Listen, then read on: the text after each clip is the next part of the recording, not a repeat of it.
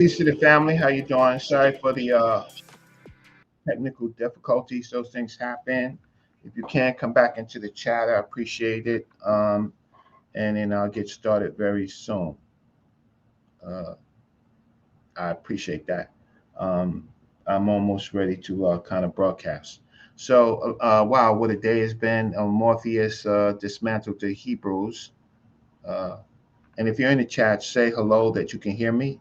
Let's just make sure you can hear me. Can you hear me? Great. Can somebody communicate? Let me know that you can hear me. I appreciate that. Um, Till I hear something, I'll just keep talking. So, what a day. So, Morpheus dismantled the two major tools that the Hebrews have been using to verify what they have been saying. And the one of them is the Strong's Concordian, and the other one, Great Solomonic. Thank you. Stir Ward, thank you. And the other one is the Blue Letter Law. So in academia, those two tools are outdated, and they're misleading. So what Morpheus did today was to begin his journey of showing that these are later um, writings of the Bible, not the original Bible itself. He was able to ask uh, the Hebrews about the law, uh, and in one of the textual references that they said, and uh, it was found out that the law was in Psalms, and Psalms is not part of the Torah, the five books. So the Psalms is not the law, and it seemed that they had a total meltdown.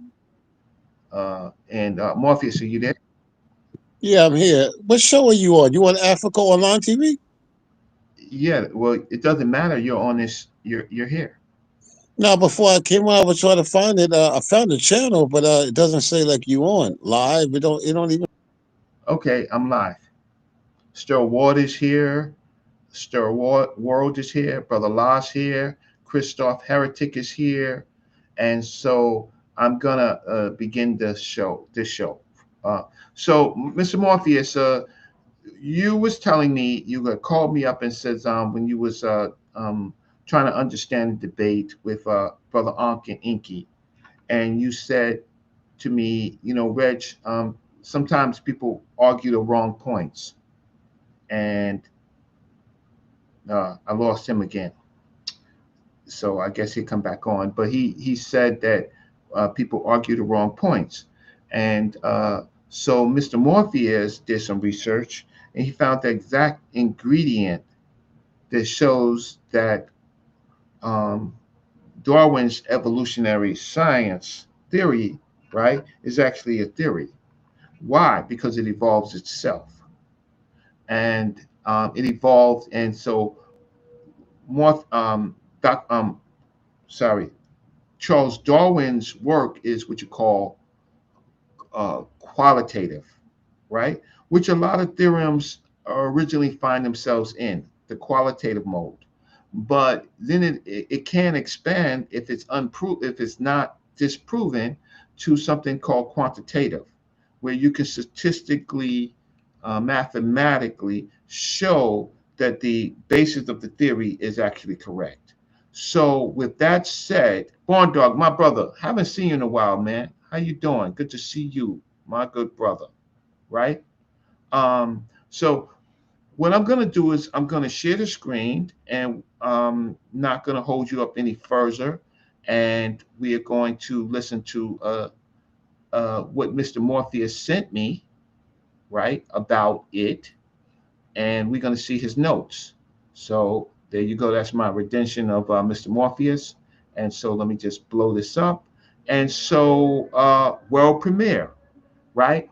Why Ankh won a debate, why Darwin's theory of evolution survives, why it turns into um, modern evolutionary biology, why Enqi was really trying to attack, using Darwin, attack evolutionary biology, right, to put it in the crisis mode by attacking the lead theoretician or the origin theoretician of the subject. So without further ado, and I got my man due diligence here, so I got Born Dog here, so I'm feeling real good here, right? Brother La, I got Brother La. He's always my backup. Got him here, and Volta is here. Ster Ward is here, right? So I think I'm ready. I think, let me see if I missed somebody else that's out here. Okay, so I'm ready. So let's hear this and put your comments in the chat. From the desk of Mr. Morpheus, produced by Brother Reggie, a kill shot on Enqi's attack on evolutionary science. Enqi failed in attempting to debunk Darwin. His real target was science itself.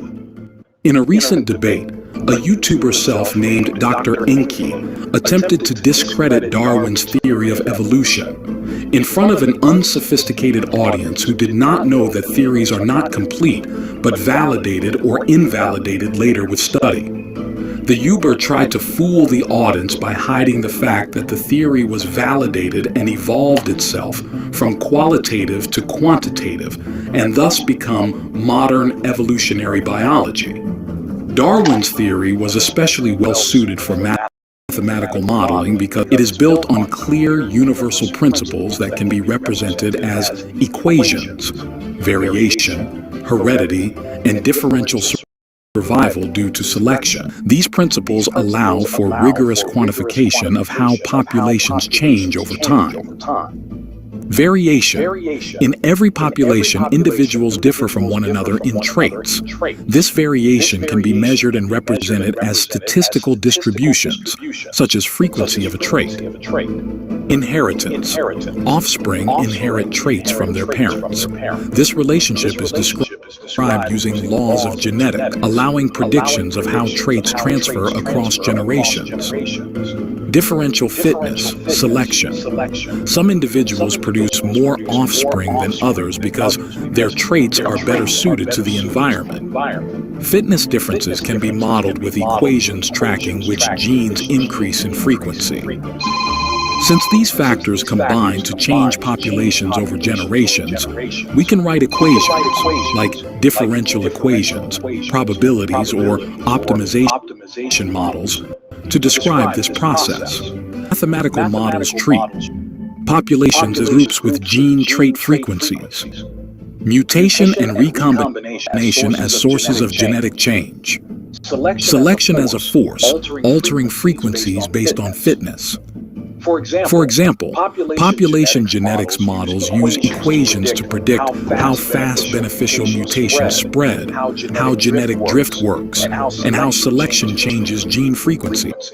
Okay, family, so I got an echo. So now I got to figure out, give me a second to see if I could fix this echo. Okay, give me a second. Got this. Okay, mute the mic. So I'm gonna mute the mic and play it and tell me if you can hear it. Okay, so let's try this again. Thank you.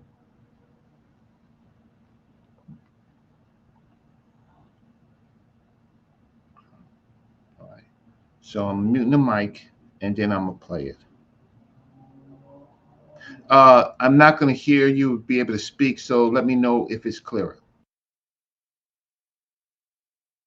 From the desk of Mr. Morpheus, produced by Brother Reggie, a kill shot on Enqi's attack on evolutionary science. Enqi failed in attempting to debunk Darwin. His real target was science itself. In a recent debate, a YouTuber self-named Dr. Enqi attempted to discredit Darwin's theory of evolution in front of an unsophisticated audience who did not know that theories are not complete, but validated or invalidated later with study. The YouTuber tried to fool the audience by hiding the fact that the theory was validated and evolved itself from qualitative to quantitative, and thus become modern evolutionary biology. Darwin's theory was especially well suited for mathematical modeling because it is built on clear universal principles that can be represented as equations: variation, heredity, and differential survival due to selection. These principles allow for rigorous quantification of how populations change over time. Variation.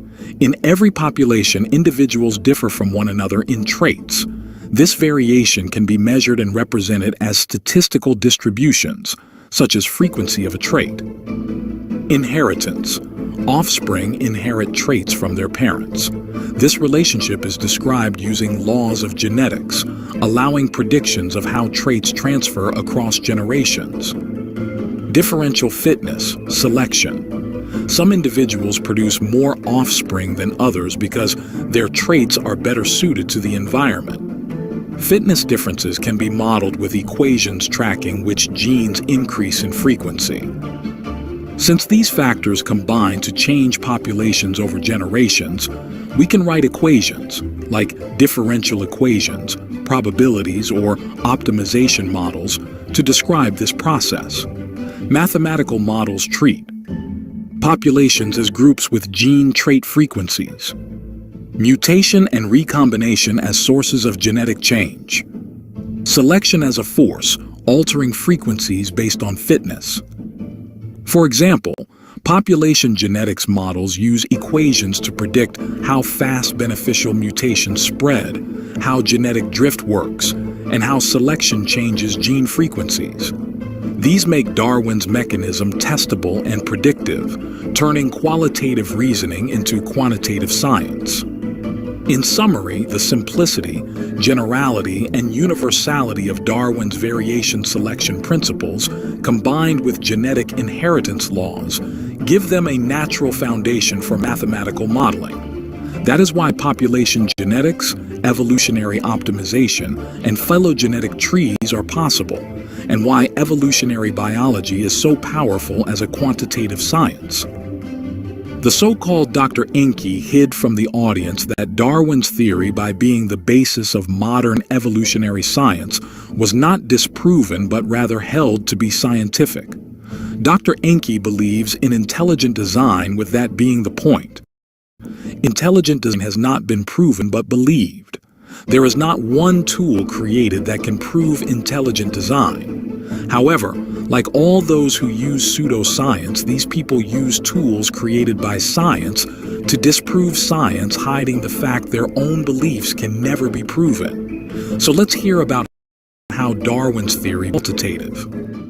Mr. Morpheus, one of our best thinkers in these spaces, called me and said, "People always ask the wrong questions." He said, "Darwin's evolutionary theory has been extended mathematically, and therefore, if it was error-ridden, it could not survive quantitative analysis." The fact is that his qualitative theory was extended to be the basis of modern evolutionary biology. Here are my edits of Mr. Morpheus' notes. How Darwin's quantitative theory of evolution became quantitative, the mathematical foundations of modern evolutionary biology, its extensions, and the persistent intellectual failure of evolution denial. Abstract. Charles Darwin's theory of evolution by natural selection was revolutionary but qualitative, lacking rigorous mathematical structure and genetic mechanisms. This paper explores how Darwin's ideas became the quantitative foundation of modern biology through the population genetics of Fisher, Haldane, and Wright, the subsequent expansion via the extended evolutionary synthesis, and directly rebuts common anti-evolution claims. Today, denialism and most public criticism is not directed at debunking Darwin, the historical figure, but rather at undermining the entire field of contemporary evolutionary biology, a science fundamentally built upon but far exceeding Darwin's original concepts. Exhaustive empirical, mathematical, and philosophical evidence demonstrates that evolution is the most comprehensively supported scientific theory in biology. The categorical rejection of denialist and pseudo-mathematical counterclaims is justified and necessary for maintaining scientific clarity. Introduction. Darwin's on the origin of species introduced a new paradigm for understanding life's diversity: evolution by natural selection. Despite its far-reaching implications, Darwin's work was based on qualitative reasoning and lacked concrete mathematical demonstration or knowledge of genetic inheritance. Only the century synthesis of Mendelian inheritance and mathematical population genetics did evolutionary theory become a predictive, quantifiable science, transforming from descriptive insight to rigorous analytical modeling. Plato, 2022. Today, evolution stands as the central, unifying theory in biology, heavily extended, refined, and corroborated by countless empirical studies. Modern anti-evolution, whether from creationists or from certain philosophical, rarely targets Darwin per se. Instead, it seeks to cast doubt on the validity of the vast, interconnected scientific field of evolutionary biology. From qualitative to quantitative, the rise of evolutionary theory. The problem of inheritance and blending. Darwin's model was challenged by blending inheritance, which would erode variation each generation and prevent change. Mendel's discovery of particulate inheritance provided a mechanism for stable genetic variation. Plato, 2022. Hardy-Weinberg equilibrium. The Hardy-Weinberg principle confirmed that allele frequencies remain unchanged without selection, mutation, or drift, preserving the raw material for evolution. Fisher, Haldane, and Wright, Population Mathematical Models. Ronald A. Fisher, Edwards, 2011. Fundamental Theorem of Natural Selection. Demonstrates that the rate of increase in fitness equals the genetic variance in fitness. Sex ratio, runaway sexual selection, diffusion approximations. JBS Haldane. Mutation selection balance. Explains persistence of deleterious alleles. Selection models, adaptive evolution, gene flow, and genetic load. Sewell Wright. Genetic drift adaptive landscapes. Models genetic variance in small populations, stochasticity, and multi-peak fitness landscapes. Wright-Fisher model describes the fate of alleles in finite populations. The extended evolutionary synthesis. The extended evolutionary synthesis, EES, integrates epigenetic inheritance, developmental bias and plasticity, niche construction, systems biology. This expansion embraces complexity beyond genes, incorporating non-DNA factors, eco-evolutionary feedback, and developmental processes, all mathematically formalized. Modern evolutionary biology is the real target. The current battle over evolution is not a debate about Darwin or his 19th century limitations, but a determined effort to sow doubt about the validity, utility, and philosophical consistency of modern evolutionary biology. Denialists and self-reformers target the mathematical rigor, empirical scope, and integrative power of evolutionary science as it exists now, not merely its Victorian roots. This shift is evidenced by casting doubt on the reliability of molecular biology, paleontology, and genomics, not just historical fossil evidence. Claims that the modern synthesis is outdated, or that evolution is a theory in crisis, appealing to the complexity, abstraction, or perceived incompleteness of current models. Attacks on methodologies, including suggestions that mainstream evolutionary biology is reductionist, ignores non-genetic inheritance to address agency or meaning. These criticisms, though they occasionally point to real avenues for productive refinement, are more often wielded as rhetorical weapons to discredit evolutionary biology as a whole by misrepresenting the complexity and open-ended nature of scientific progress itself. The field actively integrates criticism, new discoveries, and debate, a sign of intellectual rigor rather than a crisis. Major arguments against evolution and their mathematical empirical rebuttals. Objection: evolution is unfalsifiable or just a theory. Evolution is eminently falsifiable and testable.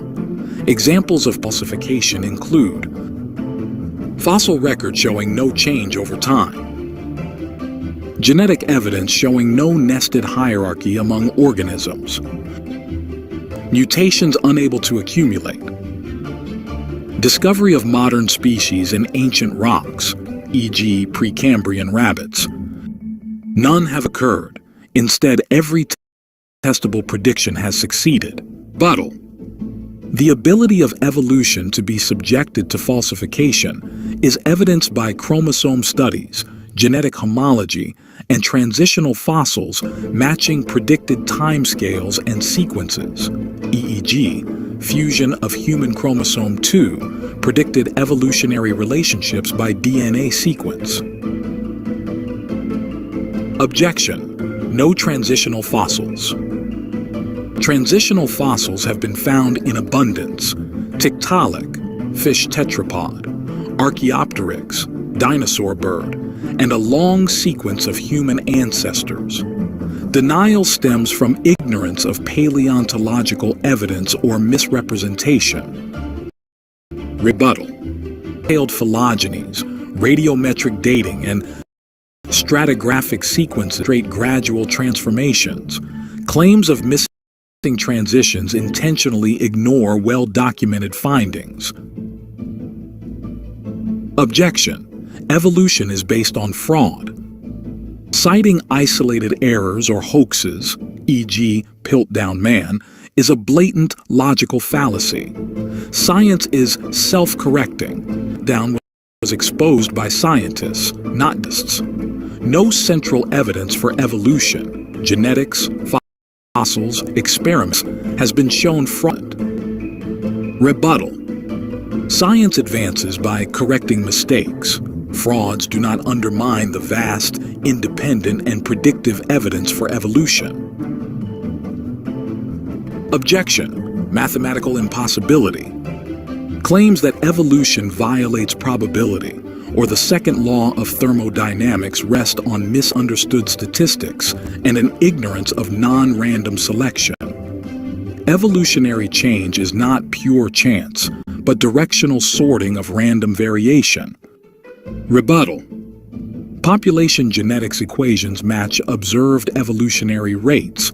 Order emerges in open systems. Earth receives energy, with natural selection producing high adaptation by cumulative retention of beneficial traits. Objection: no observed speciation or evolution. Numerous cases of observed evolution and speciation exist. Lenski's E. coli experiments, polyploidy in plants, and new animal populations adapting to environmental change. Rebuttal: laboratory experiments, field studies, and historical data validate the mechanism of evolution, mutation, selection, drift, and gene flow. Bankruptcy of modern evolutionary biology. The current anti-evolution discourse, whether coming from creationist ideologies or reformist academic alarmists, is grounded not in refuting Darwin, but in attempts to undermine the credibility of today's empirical and mathematical evolutionary biology. These critics mischaracterize methods and openness of the field, scoring rhetorical points by false impression of a field in crisis. Denialments generally rely on strawman misrepresentations, appeals to ignorance, argument from incredulity, selective citation of outdated or minor errors, misuse confusing scientific and colloquial meanings, ignoring the predictive success of mathematical and empirical research, attempts to claim that evolutionary biology is uniquely in crisis, ignore the reality that ongoing refinement, spirited debate, and methodological criticism are hallmarks of all successful sciences, not signs of foundational failure.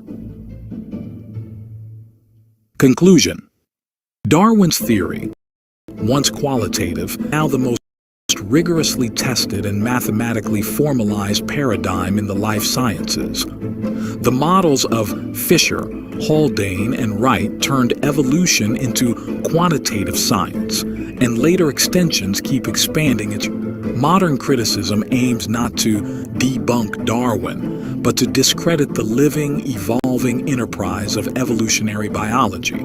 These critics, whether motivated by philosophical discomfort, scientific ignorance, or ideological agenda, persistently fail to engage with substantive evidence, relying on misconceptions, philosophical errors, and logical fallacies. The full weight of mathematical, empirical, and conceptual evidence leaves no scientific doubt. Evolutionary theory stands, and denialist claims, whether targeting Darwin or contemporary biology, are categorically refuted. Minister Dr. Enqi attempted to fool an unsophisticated audience, but science prevails. This is Mr. Morpheus and Brother Reggie's kill shot. Darwinism has been extended, and it's not. White science, it's just good old science, and the worst crime is Enqi attempting to racialize science. He does not know the countless amounts of African Americans and Africans in the diaspora who contribute to this field. It wasn't a debate between Enqi and Enq. Enq stayed on topic, while Enqi used theatrics to win the minds of a fragile people.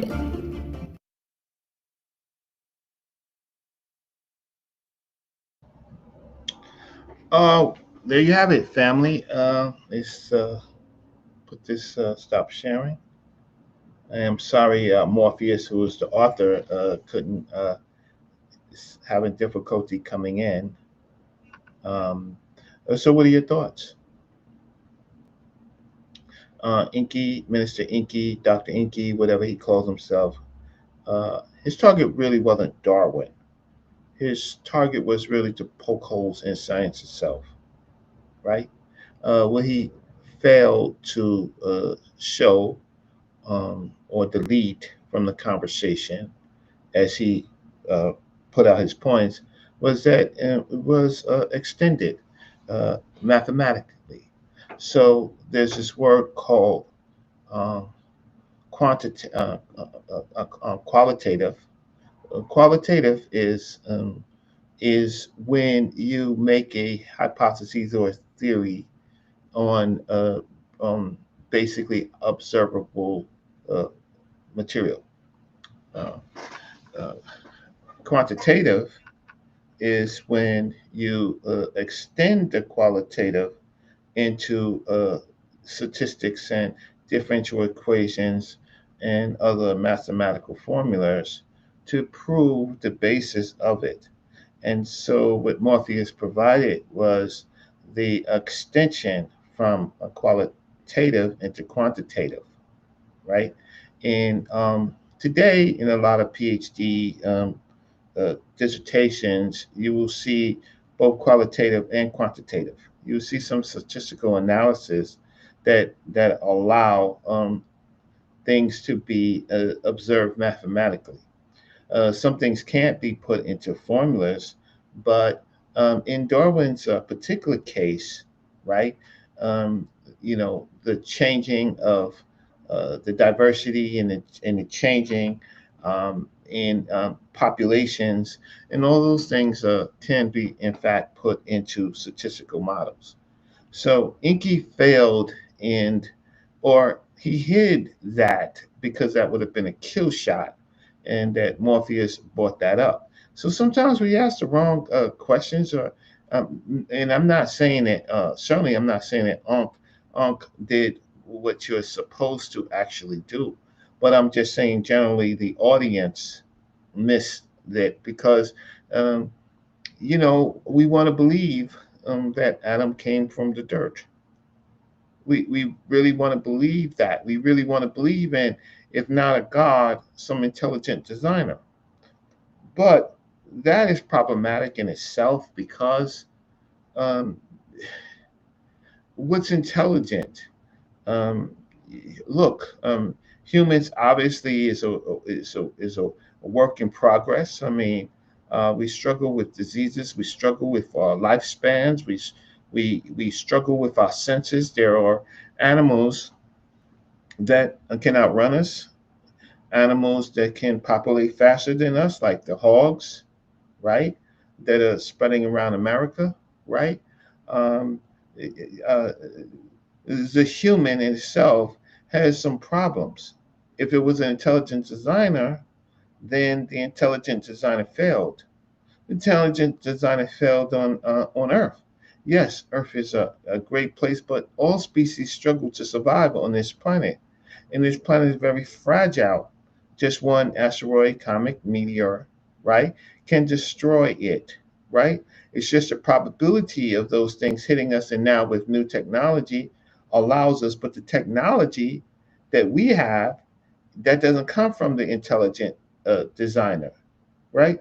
So, so if you want to argue intelligent design, then you have to look at uh, why the earth, humans, and animals, right?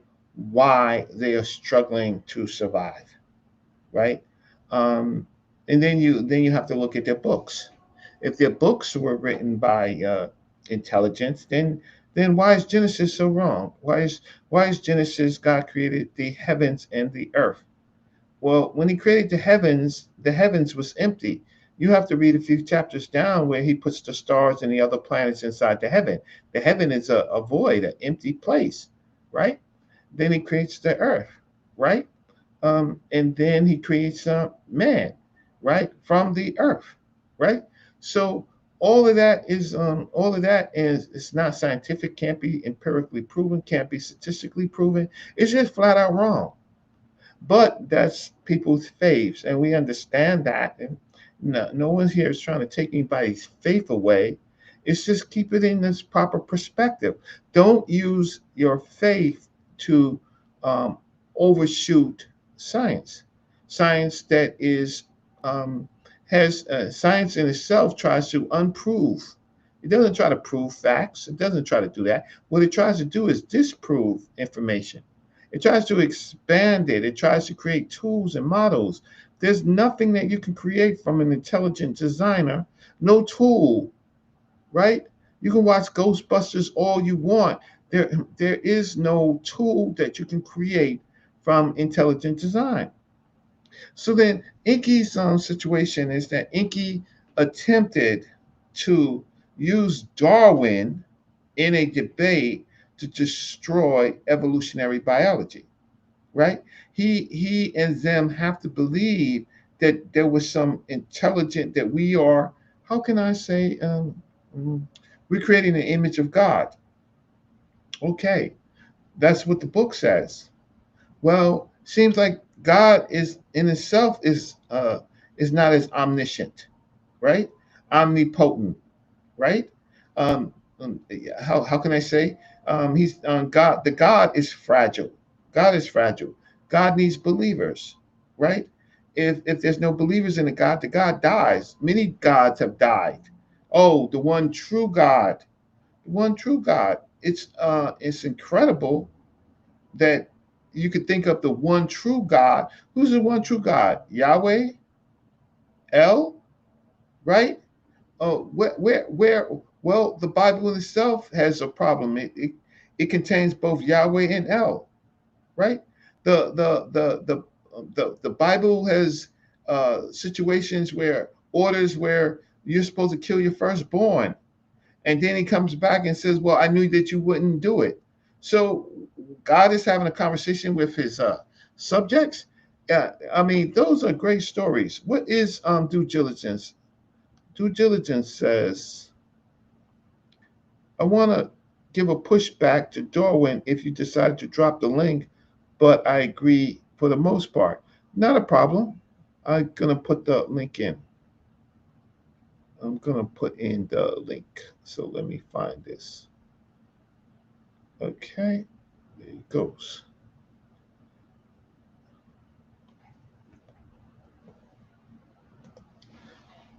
Okay, let's see what my brother due diligence has to say.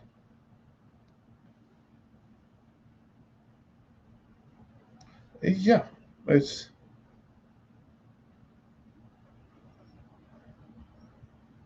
okay. Um, so waiting for due diligence to come in. Anybody else wants to come in? Here's the link again. And I apologize. You know, I got StreamYard. I mean, sorry, I got Restream. It was affordable.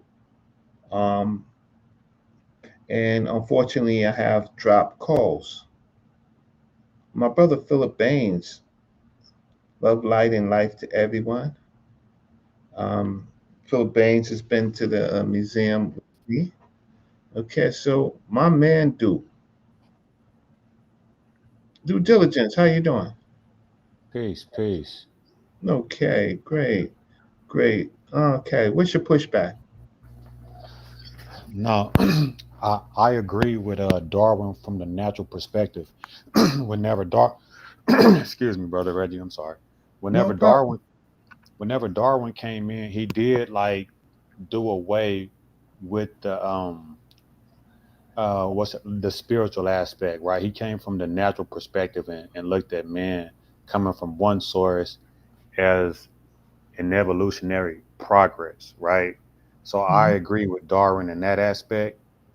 But still, what Darwin did after that, he put white people at the top of the food chain, right? He still was trying to deal with this hierarchy, right, and put themselves at the top, right?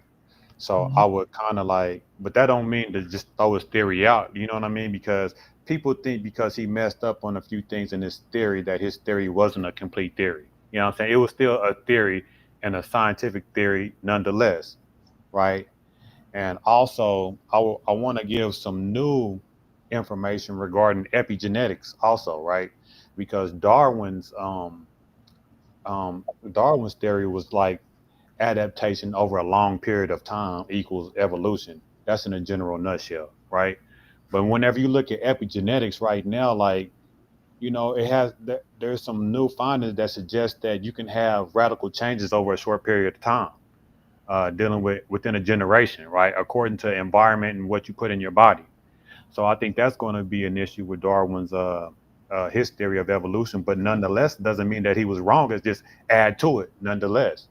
So I just wanted to throw those two things out there, right? That Darwin was still kind of like still in a different realm whenever he put Europeans at the top of the hierarchy, and evolution can maybe occur faster than what he initially thought. Mm. Well, I don't. I, well, the theory of natural selection, right? Um, the problem is not the problem. It's just that you can extend it to mathematics. Epigenetics, you can extend some of that to mathematics, whether it's gradual or it's fast. What happens is that we can critique somebody who was doing something that was called, qualitative, right? We can always do that. All theories change, expand, or they die because they're disproven. About the racism, well, um, listen, and he predicted that it will we will find that the birthplace of humanity the birthplace of humanity was in Africa. So he predicted that. So it lies on predictions. Uh, him placing Europeans on the meaning more apt to survive. Well, whoever got the gun, whoever got the ships, whoever got the military, right? Um, uh, uh, that is in that particular time period, but the group of people that emerged from Africa was on this planet long before any other group of people. But there's bottlenecks, diseases, there's warfare, there's a number of type of things. So as far as do you have a quote that he says that Europeans were more intelligent? Uh, yeah, yeah, and so the the issue is, listen, I think that people are. I'm not a Darwin fanatic. I'm not. I it's science. So to left, came back. So all right. So here we go. Yeah, so let me per se, he don't say that literally, but Mhm. let's go up. Can you hear me, Reg? Loud and clear. All right, so let's go up here, right? Here's what he did say, right? In 1881, Darwin, towards the end of his life, Charles Darwin wrote to a colleague that, Mhm. quote, more civilized so-called Caucasian races have beaten the Turkish hollow in the struggle for existence. Mhm. Look into the world at no very distant day, Mhm. with an endless number of the lower races will have been eliminated by the higher races throughout the Mhm. world.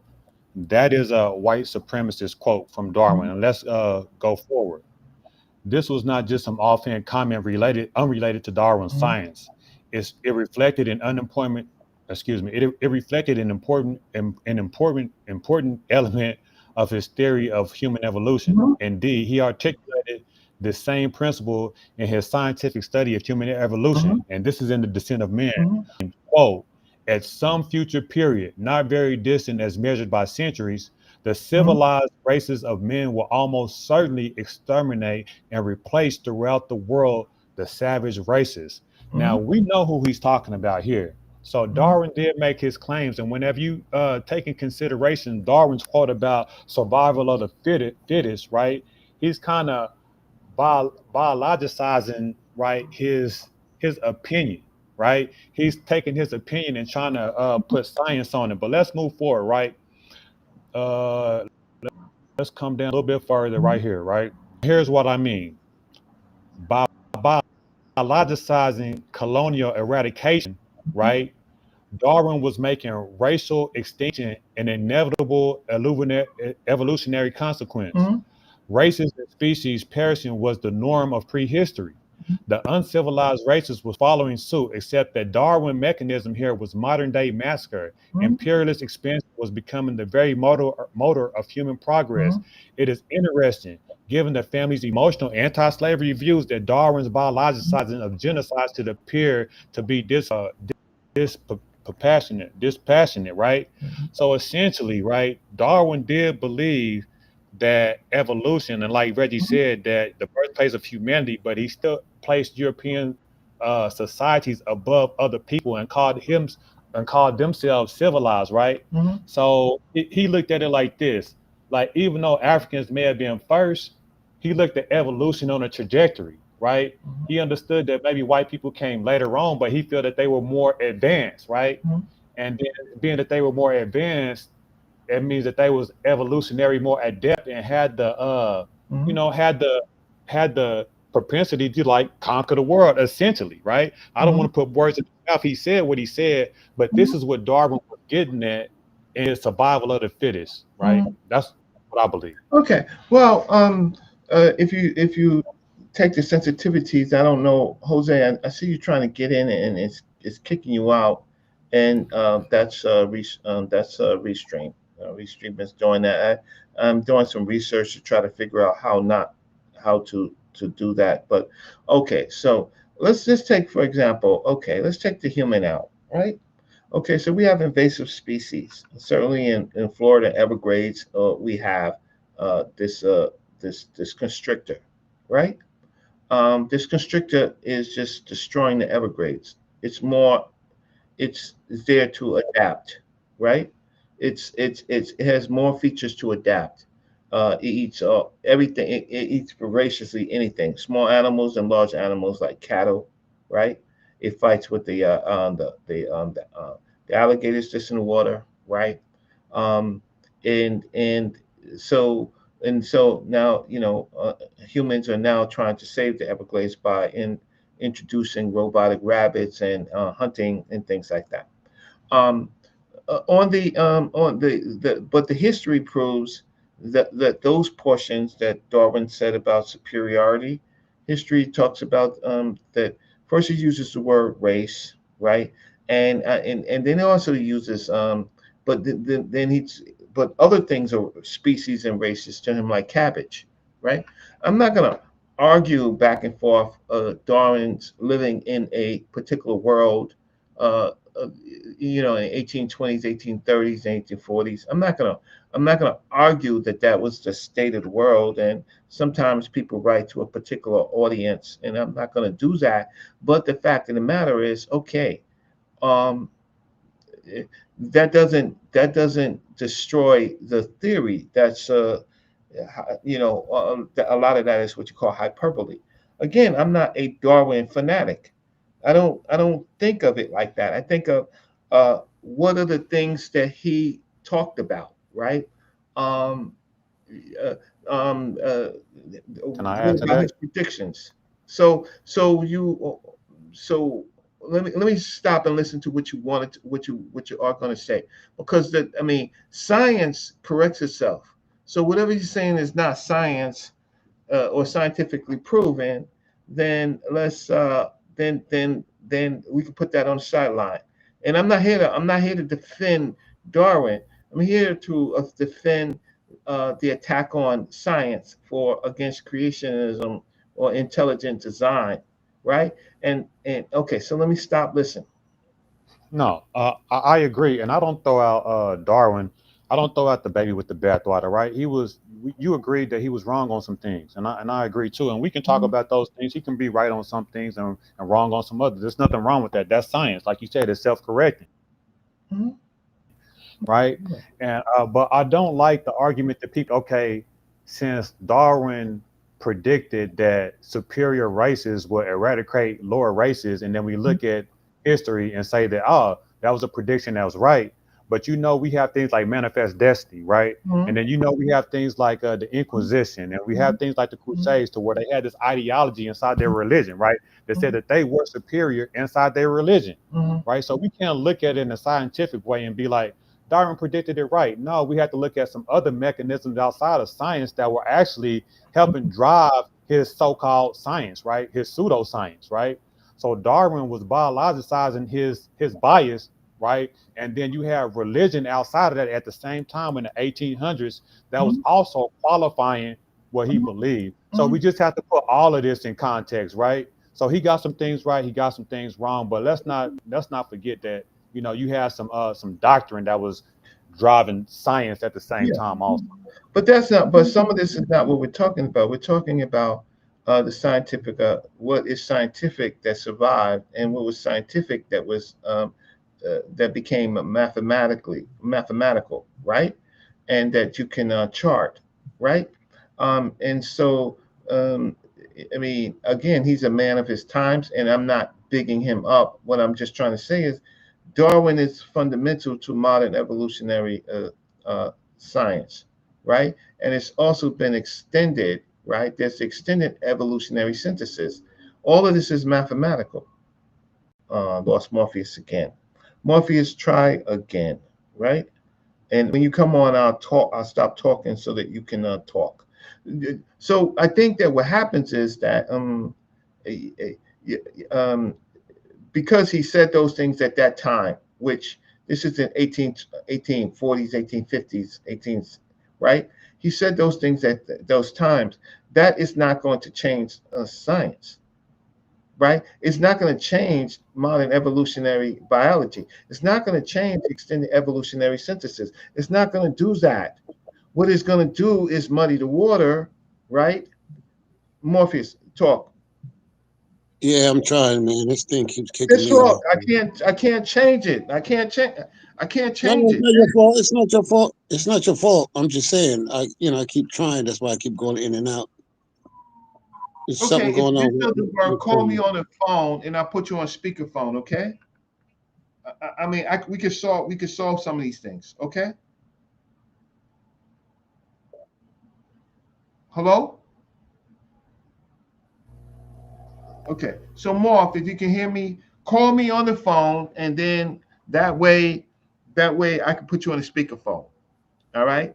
We could solve this problem, right? Not the way we want to solve it. I'm frustrated. I'm more frustrated than anybody. It's my show, right? No, it's not. I'm not talking. I don't want you to think that I'm going against you. I'm actually trying to add to what you're saying, Reggie. You my big brother, and I'm No, not going against. I was talking to Morpheus about the connection. So I'm gonna call him. But go ahead, due diligence. The fact of the matter is, I So, just don't want. See, the problem with us, right? First of all, your God failed you. Okay, there's Morpheus, right? Morph. All right, so I'm putting you up. So what were you trying to say? No, no, no. I was listening to what's his name, Duke, brother Duke. Yes. Yeah, yeah. I was trying to listen to what he said. That's why I jumped on. I think that we both. I think everybody on this panel, anyway, we do agree, and definitely not on Darwin's cheerleader. We definitely ain't that. You know what I mean? But what we do is looking at the science, right? And say, well, hey, what was he right about? Right? People are pointing out about, well, this was wrong, it was wrong. Okay, but what was he right about? You know what I mean? So, and the thing that he was right about was mathematically proven, right? Outside of it, we know that. So that's what we can look at and analyze what was he right about. See, where the other side is constantly pointing out what he was wrong about as if to blur everything out, and we can't do that. You agree? yeah, I agree, and I pointed. I like to talk about both sides. There's nothing wrong with talking about both sides, and we have to be careful with what he got wrong about because Europeans tend to use what he was wrong about and put themselves at the top of the food chain also, and we got to be Well, aware of that. what? Okay, so science fixes itself. So the stuff that you're talking about is not scientific. It's not scientific What at all. what It's not that's scientific. So I did. I can. So I'm actually sharing my screen right now, and I put up some epigenetics, and I challenged them with epigenetics too, which is scientific. So I actually took his quotes and used it against him, right? What he got wrong, and my epigenetics is actually science that challenges his Well, evolutionary theory also. okay, well, watch this. So remember, science corrects itself, and I said that, right? So now, with the extended evolutionary synthesis, which I'm putting on the screen, right? There it goes. The extended evolutionary synthesis integrates epigenetic inheritance, development by bias and plasticity, niche construction, and system biology. So the work continues, right? It's so a person, a theorist can get some things wrong, right? But if enough of it works, what we're talking about is a movement into science. So now, so if you want to attack them on epigenetics, inheritance, okay, EES integrates it. That's the extended evolutionary synthesis, right? Yeah, Science yeah. corrects itself. I wouldn't say attack like you said. Science is self-correcting, so I'm just adding. I'm just pointing out where he was wrong. I'm not trying to attack it. I agree with y'all for the most part that Darwin's theory is the best theory that we do have, even though he got some things wrong. I'm just trying to show some add some light too. No, I I apologize. appreciate that. And no, don't apologize because all we can do is we can talk. So Morpheus provided us with the work of Sewell Wright and Haldane, right?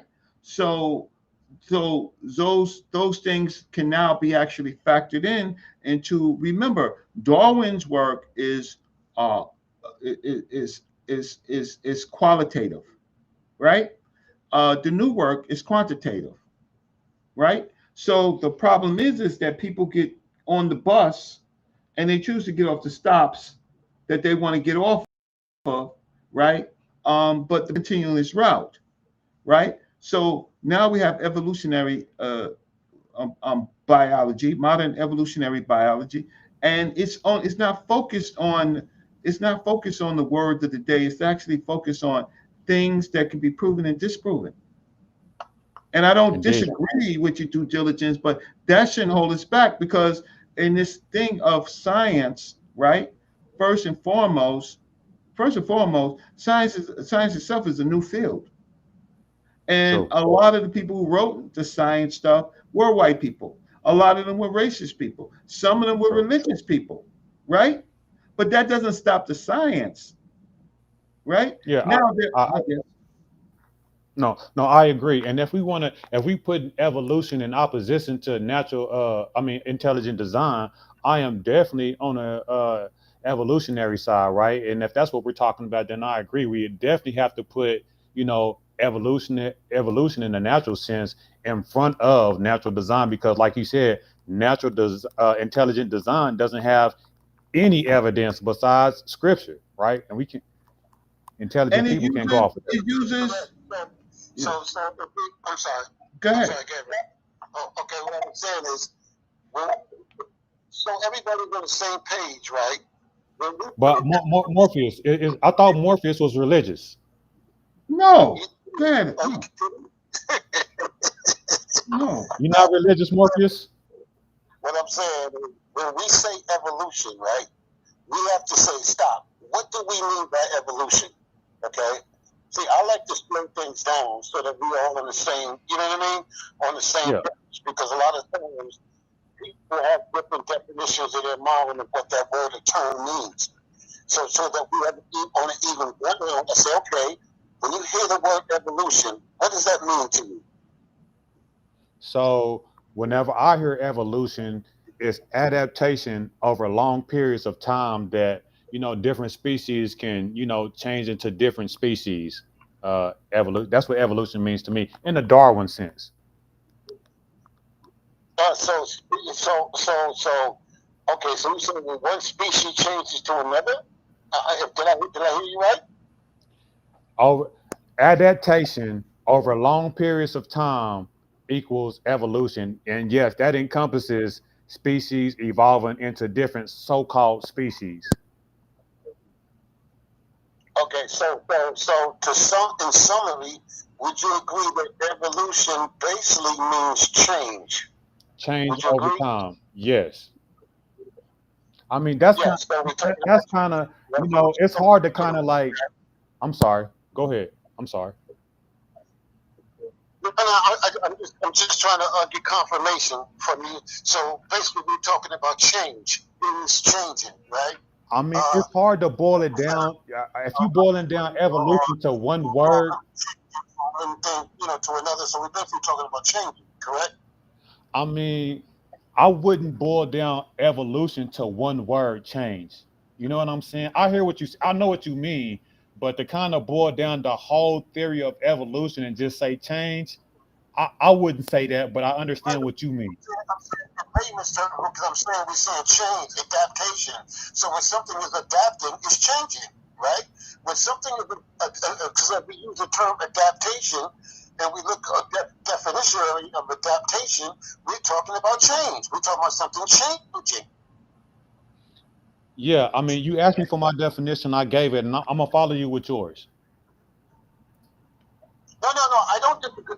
I don't disagree at all with your definition. I'm just expounding because when we say adaptation, I'm saying it's like we're saying the same thing. You feel me?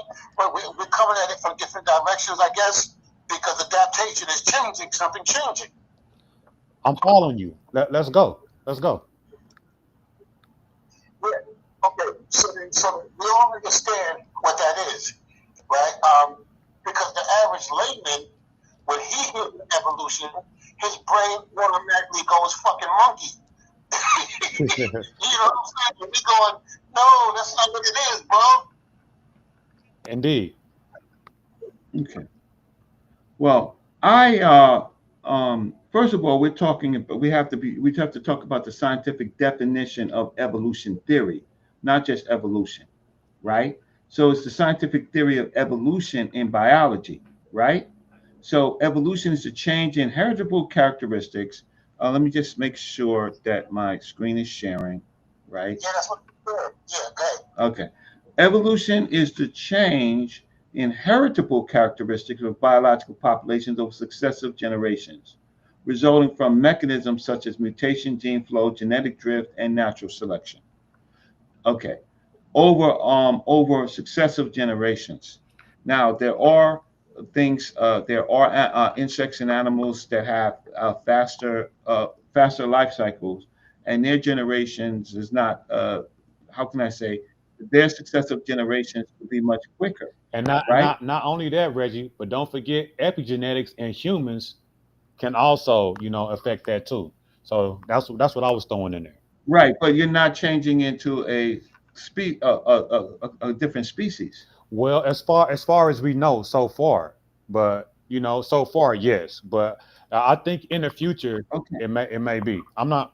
Okay, well, that's the so that we have to put that on scientific plate on epigenetics, right? Epigenetics, we're looking at the heritable characteristics of a biological population, right? So you still need successive generations, unless there is some things like a radiation or some other type of things that's going to drastically change, uh, uh, a isolated population, But right? with epigenetics, it can change in one generation.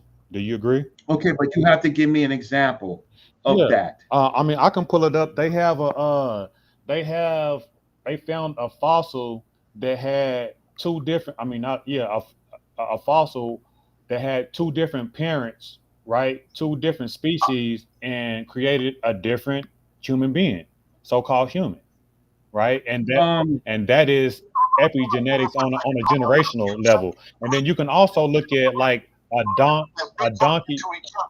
I can't hear him We're while I'm talking. I'm gonna shut up. So right? But keep in mind, we're talking for the people who may not know what these words are. That's why I like to slow things down. So can you please explain epigenetics? What is that?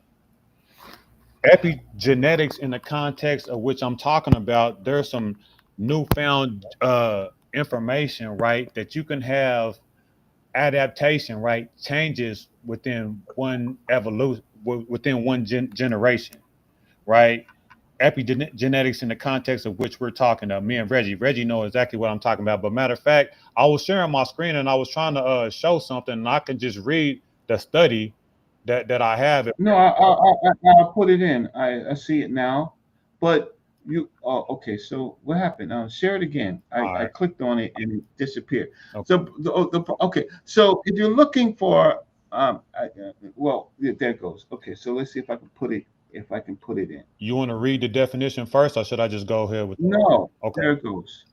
All right. So, um, let me see if I can. Okay. So the cellular. Okay, abstract. Right.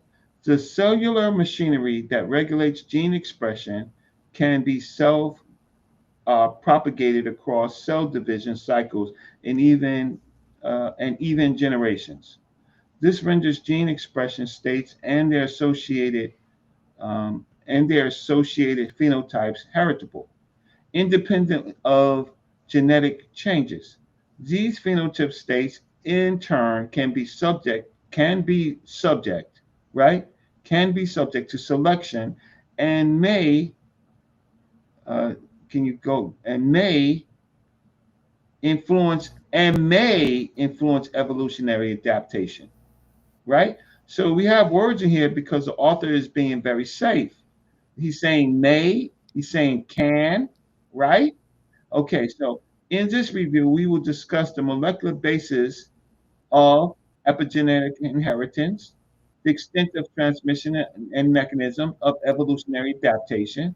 The current work shows that inheritable gene expression can facilitate the process of adaptation through increase of survival in a novel environment and by enlarging the size of beneficial mutational targets.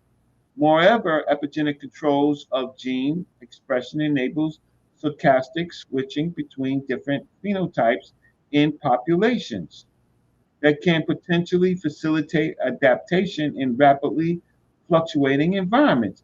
Ecological studies of the variation of epigenetic markers, for example, DNA methylation patterns in wild populations, show the potential contribution of this mode of inheritance to local adaptation in nature. However, the extent of the adaptive contribution of the naturally occurring variation in epieles compared to genetic variation remains unclear.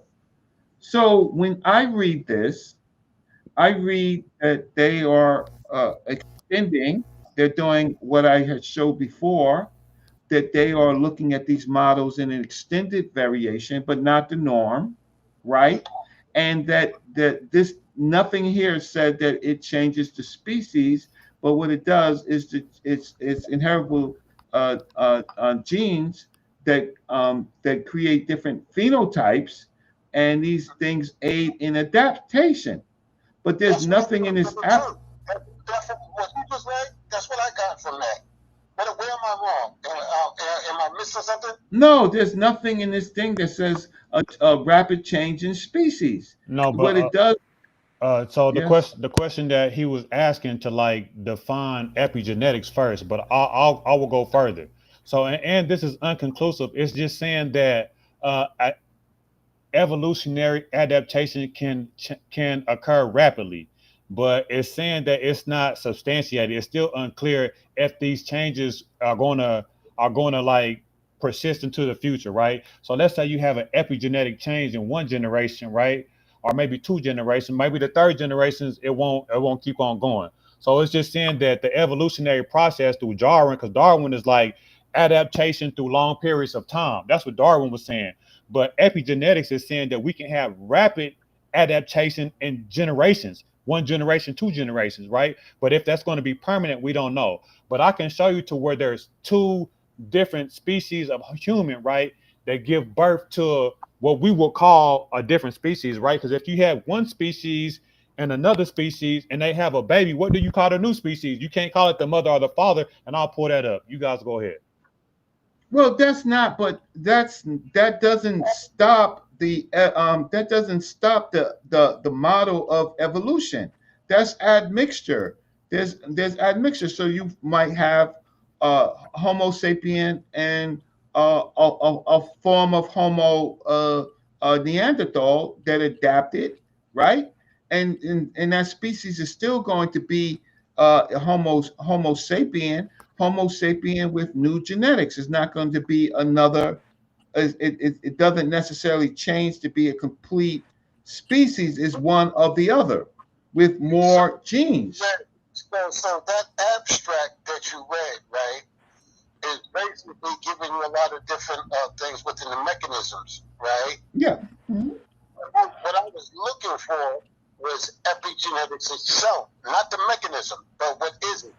And epigenetics, the study of how behaviors and environment can cause changes that affect how genes work without altering the DNA sequence itself. That's what epigenetics is. That's what I was looking for, bro. And I agree with epigenetics. I agree. I agree with that. And I agree. For example, there are people who are deep swimmers inside the I think the Pacific Ocean, and over generations they have adapted so that they can go lower than other lower every almost. And have webbed feet. Deep and hold their breaths for over a longer period of time. So yeah, absolutely. And they're still Homo sapiens. They're still Homo sapiens sapiens. So my problem is that we this does not debunk it does not debunk Darwin. What it does is it science is correcting. It adds to it. I never said that I was debunking. I said to you and him that I was adding. I'm not trying to debunk But it. I I'm didn't adding. say that. You said it was debunking, but I do. We're not talking about you. Yeah, but we're talking about the people that use these things in debates for straw man arguments, right? I'm not talking about you due diligence. We're just having a conversation about what these terms are. Can I And ask a question, Reggie, please? Sorry to interrupt. yeah, sure. Now, I said this before, and somebody told me I was wrong. Do phenotypes and race come with behaviors as well as physical characteristics? There's no Am such I thing wrong? as race. There's only one race, the human race. Homo Okay. sapiens sapien. Okay, so do phenotypes come with behaviors? Do phenotypes come with behavior? Um, um, that you have to, but even if phenotypes have behavior, for example, voice, right, nasal, the way a person sounds because of their nasal construct, right? What are you trying to get at as far as a behavior? No, some people think that when you say phenotypes, it's just the way that you look. When you say race, whether it's made up or not, it's just the way that you look. But no, those things come with behaviors as well as physical Okay, characteristics. you're gonna have to give me a source for that because So because let me tell you what I got just now. I yeah. just pulled up what he said, right? Where I asked the question. He said, yes, phenotype include behavior because behaviors are observable characteristics of an organism resulting from the interaction between its genotype and the environment behavior, the environment. So, it's interesting. That's interesting. So, according to this basic, what I just looked up, to say, yeah, phenotypes do include Give me an behavior. example because the example I have to be careful because a lot of times we go into racial constructs Right, and yeah, but so it says, so, where was I at? Oh, yeah, genotype and environment. Behavior phenotypes can include cognitive patterns, personality traits, and physical behaviors, and are used in fields like psychology and genetics to understand how genetic syndromes might influence behavior. might influence behavior. Yes. I want to All give right. an example. Yes, give me an example. It's not to what he was saying, but you asked me to give you an example of like two species coming together to make something new, right? So if you take a, a horse and a donkey and they breed, what do they make? Yeah, a A, mule. a mule, and a mule is not a horse nor a donkey. If you take a tiger and a lion and breed them together, what does it make? He's a tiger lion or a lion tiger, right? It makes a liger, however you want to say it, but it's not either or. So I'm saying these things do occur in nature, and sometimes they No, don't sir. have. No due diligence. Ligers generally are So not natural, you're talking about a and mules are hybrid, not natural right? neither. So let Hybrids me. are still, So They are can't hear you yet, still Morpheus. They I can't hear want to you yet. I wanted to finish what I was saying, right? Because I'm going to give you an example. And you have two different species of humans like Homo sapiens, right? And Neanderthal, which is two different, they still under the Homo, like Reggie said, but then you create something new. It's still under the Homo, but you still create something new. So I'm saying these things do occur in nature, and something new comes and maybe still under the same umbrella, but something new still occurs. Yeah, so we have a fund. Okay, so I'm gonna let Morpheus say something. But okay, So, the example you gave about the horse and the donkey that makes a mule is that it's a hybrid. The hybrid is still part of the species, though. It's not a new species. That's the point that It's not a I agree. tiger and a lion. Right? They're not a different species. They're still part of the same cat family, but it's not a new species. Yes, but Morpheus, those two animals that he described don't occur in nature. No, Humans make ligers they're not and a mules. species. Is what I'm making. okay. You're making No, all. but he said no, but he was giving an example. None of But those this two examples don't disturbs occur in nature. evolution. Listen, Darwin again was qualitative. He wasn't quantitative. The modern biology takes into account evolutionary biology takes into account of this, and the extended version takes into account of the epigenetics and other things. What a person gets wrong, right, gets tested, and the things that you get wrong gets out of the science, and the science moves forward, right? But I don't want to give weight because the things that the intelligent designers, first of all, you're an intelligent designer, none of you, right? But their No. thing is to poke holes into modern science to show that modern science doesn't exist, but only that gods exist, right? Or the intelligent designer, which they can never prove exists. And that's the real fight.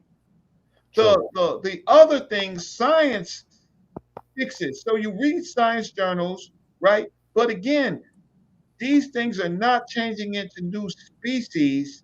These are mutations, right? These are mutations. For example, dark skin is a mutation. I hate to tell you that. Dark skin is a mutation, Uh-huh. right? You may not like that, but dark skin is a mutation based on humans trying to survive in that area of the planet, right? Um, and and and and and and, and further in other areas of the planet, right? You have people populations in India, right, that are dark skin, but they're not African, right? They're not continental African, right? So can I make a so I never claimed that whenever you have a hybrid it's a new species. I said that it's something new, right? But that is the first step into making a new species, right? Because you have to go further on. Let's say you have 10 of those occurrences, right? Whenever you end up at 10 or 15, right, of those occurrences, you will be so far down the line that the first thing and the 15th thing you'll have two separate things. But you're right, Reggie, it has nothing to do with what we're talking about as far as intelligent design. Intelligent design has fits nowhere into scientific inquiry of where we come from or what we're doing in today. Right. So if someone's going to poke holes, so these are things that look, science is always changing. We can read the articles, we can read the publications, we can read the dissertations, and we can factor that in. But Darwin sits as a foundation for modern evolutionary science, right? And it's mathematically there are elements of it that is mathematically proven, shown, and used, right? And what the problem is what Enqi is trying to do is he's an intelligent designer that I guess the intelligent designer speaks to him, and that he's trying to propose something else using the same terms, right? That's in evolutionary biology to make something new. So the intelligent designer has a wavelength to him that he can come up with a new postulation. But my thing is, and Morpheus thinks is, stop using our tools. Stop using the tools of science. I've been saying For sure. I've been saying that for how many years, Reg? Yeah, since I've known you. Stop using our tools and messing up our tools, right? And trying to use our tools to poke holes into our story, but if you're not using the same tools to poke holes into your story. I have a question. Who is Enki's intelligent designer? Does he have a guy? Who is his guy that he appeals to? He That don't know. is the He don't know. Read his, details. buy his book, He buy don't his know. He books, doesn't know. fuck buy his no. book, buy his Hell four no. books. You'll find out. No, sir. If y'all notice what happened before the debate of him and me and Reggie, right? Me and Reggie pulled out, right? I said, Reg, this brother is hiding his hand. Everybody thinks that he's a science-based blah blah blah blah blah, right? Because that's what he's been showing, right? I said, what I did, Reg, I said, I said, yo, this nigga hiding his hand, yo. I said, I guarantee you that I said, I think he's a secret Israelite. I said, me personally, right? I think he's a secret Israelite. So we got on the show and got him to admit it, right? So we said, whoa. So you agree with Apostle and Nefertiti? Because their position is that we was created from the dirt by some deity. So I said, we said that, right? So they agree with you, but do you agree with them, right? And we put him on the spot, and he made him say, yes, we came from dirt. And we was like, oh, what? He said, yeah, I believe that we came from dirt. So, oh, we believe in like God or Yahweh or intelligent design? He said, we got him to say intelligent design. Once we said that, those two positions of dirt and intelligent design, you didn't have to debate him no more about evolution. That's what I'm saying. It's like, whoa, that's the wrong argument now. We need to talk about that. We need to talk about what you do subscribe to. How does he merge these two things? How does he get from Enqi, the science guy, to how does he merge the two? How does he bridge that gap? Do we know? We don't care. We don't care. It's not provable. He's minister, doctor, Minister Enqi, Dr. Enqi. We don't care. What we care about is he's attacking science with our tools. He talks about tools, microscopes, right? Electron microscopes. He talks about how can I say? He talks about cells and the metabolisms of cells, right? He uses our terms, but according to him, validate intelligent design. And not only that.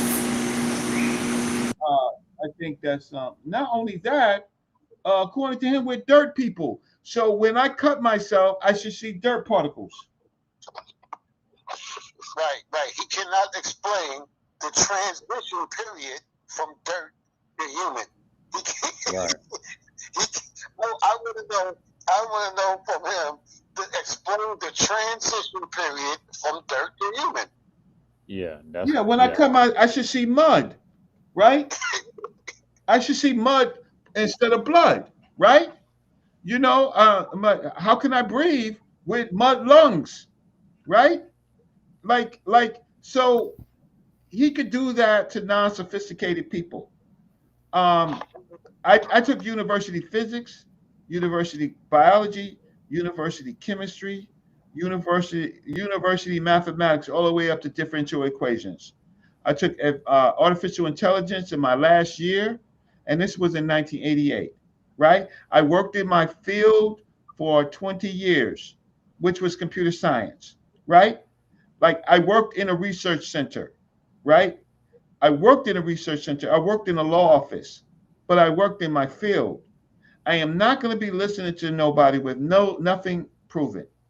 I'm not going to listen to any of these space cadets, and I'm not going to listen to any religious people, especially religious people like Apostle and the rest of them who was on the show today talking about their law and finding out their law is not where they think it is, right? Lying and saying the law is in the Psalms, right? I heard Enqi mischaracterize you too and said that whenever I hear Reggie say he's not comedic, it's in the sense that he don't go around doing cosplay. He's not into the so-called comedic religion, whatever the fuck that is. But he was trying to say, oh, Reggie is not comedic in the sense that like you don't like study comedic history. Like you comedic in the sense that you just study the history, read the glyphs. Don't listen to him. I went to Egypt in 1987. I mean, he was probably 15 years old or something like that. Don't listen to him. I went to Egypt with the grades. Don't listen to him. I want you to explain to the people whenever Reggie says he's not comedic, what do you mean? I'm not religiously comedic. And the whole civilization wasn't Kemet. The whole civilization didn't call themselves Kemet up until a particular dynasty where we see where we see the place names occur, and then it was a gradual change up until that it became kind of a symbolic place, right? Up until the name of the whole country, and for symbolic reasons. For symbolic reasons. See, what happens is, here's the game. He plays the game like you have to be a practitioner, right? Mm-hmm. To be able to talk about, entertainment or whatever. So, if you're not a practitioner, that's what he's talking about. That's what he means. You feel me? So because you're educated on the subject matter we're talking about, because you're not a practitioner, right? You can't be comedic. Qualifies you, Okay. and at least that's what he's trying to paint to the people. You know what I mean? Right, impose on Reggie. Yeah, but he's trying to fool the people because I had the meta nature written for the sperm thing that he did, and showed that it wasn't a sperm, it was a real word, right? And it words was irid ab, right, which was to purify, and it had nothing to do with no sperm. And then I had the rest of the words written, and it has nothing to do with sex. And the whole wall has the Necha men talking to a king, Amenhotep, and so men is always shown with his phallic enduring, right? But he's pointing to a king. He leaves out all of that. So all of a sudden, what's he trying to say? Our Kemetic ancestors were jacked off in front of their deities, jacked off in front of the kings. Like I'm not letting him do that. But in the Kemetic people, I argue with them all the time. They're not my friends. They're not my friends.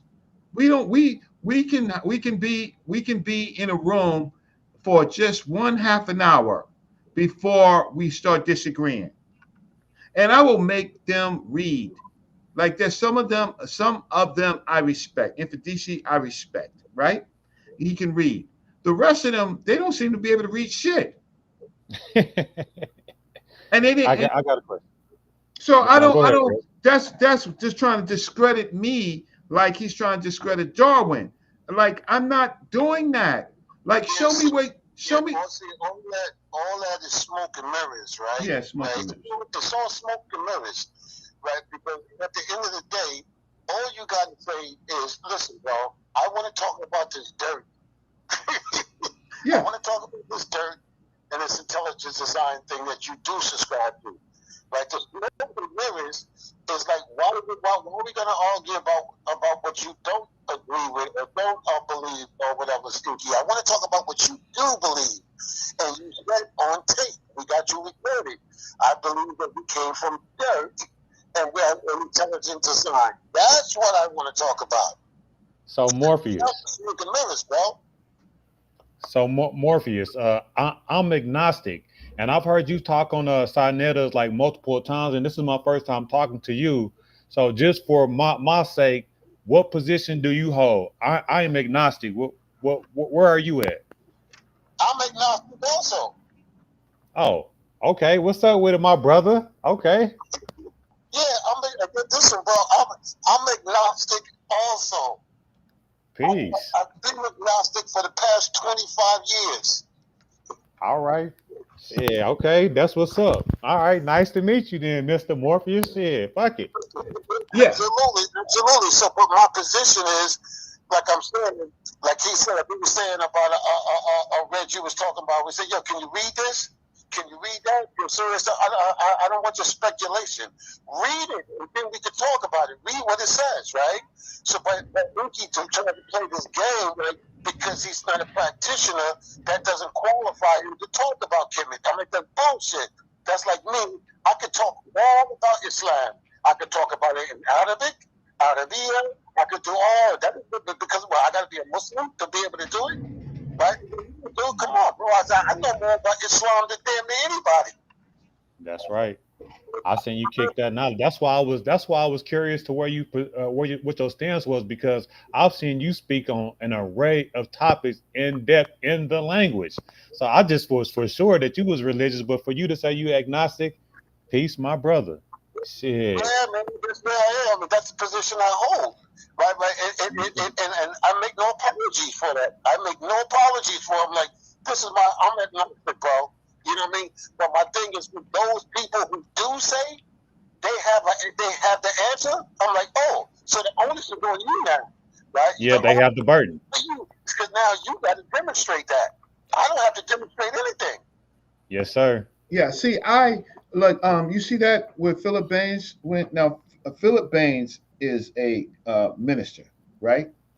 Right, and he went to the museum with me, right, to see. So we went to the Near East section, and I showed him Baal, and I showed him El, and I showed him Canaanite gods, and then I showed him the cuneiform groups, right, the Assyrian type groups, right, the Babylonian type groups, and then we went up to the to the to the other side, to Cypriotic art, and then we also looked at In Search of the Bible, right? So now, yeah, now there are some people who subscribe to the religion like Asar and Ka, who I respect, right? I respect. But there are so many who rely on their preachers to preach what the text say and can't read shit, right? Now, if you can't read shit, right, then you can be comedic all day, right? But you don't know nothing. You don't know it. And my teacher, Dr. Joseph Benjo Cannon, he never told us to believe in the gods of Egypt. He talked about the culture, right? Almost all my other teachers, what they were either agnostic, or it was just their preference to try to deeply understand the language, the writing, right, the culture, right. But this new group of people, right, who never had the benefit of learning from the greats, what they're doing in absence of it is making stuff up. I don't respect them. I simply don't respect them. They're making stuff up, right? And then it puts us in a bad situation where we are making horrible mistakes and we're looking like we're culture vultures, right? Yeah. Because we want to be something instead of being closest to West Africa, right? And I went to West Africa too in '86, right? So with the greats, with Dr. Clark and Dr. Jeffries on a study tour, right? So I am 60 years old. You probably think that I'm these people's age. I am not, right? I'm not their age. I'm not their experience, right? The difference between me and you want to write something. I mean, you want to hold a position. Won't you write in a journal and get accepted, right? I chose not to write in an Amazon book or a Lulu book, right? My first writing. I chose to put it in a journal. These people who are arguing with me and calling me names and stuff like that, they ain't got nothing in the journal. If we die today, right? If we die today and the life goes on, you can still Google Brother Reggie, right? You can Google. I'm in the search engines, right? I'll pull this up. I'll pull up a search, right? So let me just do this for you, right? Reggie, you said you 60. What? I'm 60, going on 61. You look good, brother. You look good. Well, I'm shoot. I don't And think you so. sharp as a tag too. Man, you sharp, man. I'm talking about all the way around. I hope that I'm as sharp as you when I'm your age, man. Straight Yeah, up. well, I told him he right behind me, man, because I'm 62. yeah, You know what I'm saying? Goodness. yeah. So I Damn. I appreciate that. I appreciate that. But the women are calling me a sir and mister, and Yeah, I yeah, can't. yeah. I So, get. so it's funny because we've been Y'all around, earn that. and like we the elders now, right? And I'd be like, damn, I never thought I'd be called a elder. Exactly. Damn, Right. right? You know what I mean? And I'm like, Man, damn. y'all earn that. That's a badge. That's a yeah, badge.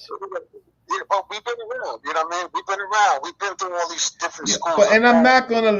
not gonna let some people who ain't never did nothing really in their life have a conversation with me and try to up me. So here it goes right here. I'm gonna show you this. right? So I'm on a search engine. I'll take this down. Thanks, Sonic, for putting this up. Let me just hide this for a second. All right. So here's a search engine, right? List all authors, academics, right? Scholars on Kemet and cattle, right? Okay, let's go. Okay, okay, okay. So, I all don't know right. why you doing yourself like this on live like this. If you don't pop up, you're gonna be mad. Okay, well, that's fine. Check out the Diop, Pascal Bernis, right? Donald B. Redford, Kimmy, Modern Journal of Ancient Egypt, right? While not an individual, right? UNESCO, right? Okay. Douglas, Moreno Garano, UCL, works covering it, right? You did Cool. too much, Reggie. No, You no, did too much. no, no. Watch this. Watch this. No. So this right here, when it says, uh, see, don't get Kim, a Modern Journal of Ancient Egypt, right? Pascal Vernish, right? But what you didn't see over here is my article right here, Journal of Pan Africanism, right? So if I click here, right? Okay, so now watch this, right? So watch. Okay, so they listed my article. So I say who is okay? Let's see. Why did you leave out Reginald A. Avery? Okay, because if you looked, you saw my article. Right? What does it say? Reginald A. Mabry should be included among scholars on Kemet and cattle because he is an independent scholar who published peer-reviewed academic work directly addressing the meanings of Kemet, Kemetiu, and historical connection to cattle. Right? Syncretism is my article. Right? Mabry's research uniquely foregrounds the role of syncretism in interpreting ancient Egyptian terminology connected to cattle. Sacred black color and identity of the constructionist Kemet is both a concept. Right? Watch this. The mission was unintentional. Mabry is a significant contemporary contributor to African centered Egyptology and the study of sacred cattle cults in ancient Egypt and should always be represented in comprehensive lists on the subject. Drop the bomb right there. Significant, All right, right? right. For sure. So, Can I it, can I say this? yeah. One thing before you move forward. I just want to I just want to congratulate you because I strive to, I'm working on a book right now. That way I can have something, that's in academia once I'm gone, that, Of my course. name will just live on forever. So I just want to congratulate you for that because that is a Well, big, yo, big, big achievement. make sure that you complete that. Do that, fam. Do that. By all means, do that. You heard? I'm gonna send it to you and Reggie before I publish it because I want y'all to help me critique it and edit it. So if you would, if you can put your information, if Reggie can email me your information, I got Reggie's email, but I'm gonna need some critique before I publish it. Yeah. Let me tell you something. One of the most important things, right, in the ancient worlds was to be a scribe, right? Yeah. Was to be a scribe, right? That was one of the most important things. Right, you're writing. You know what I'm saying? You're thinking. You're so yeah. Complete that, fam. Complete that. Yeah. I'm working on it. So I can just do analysis. Of the scholars listed, which which including Mabry, what scholar has the most uh, citations on Kemet and cattle? Right? Let's just see.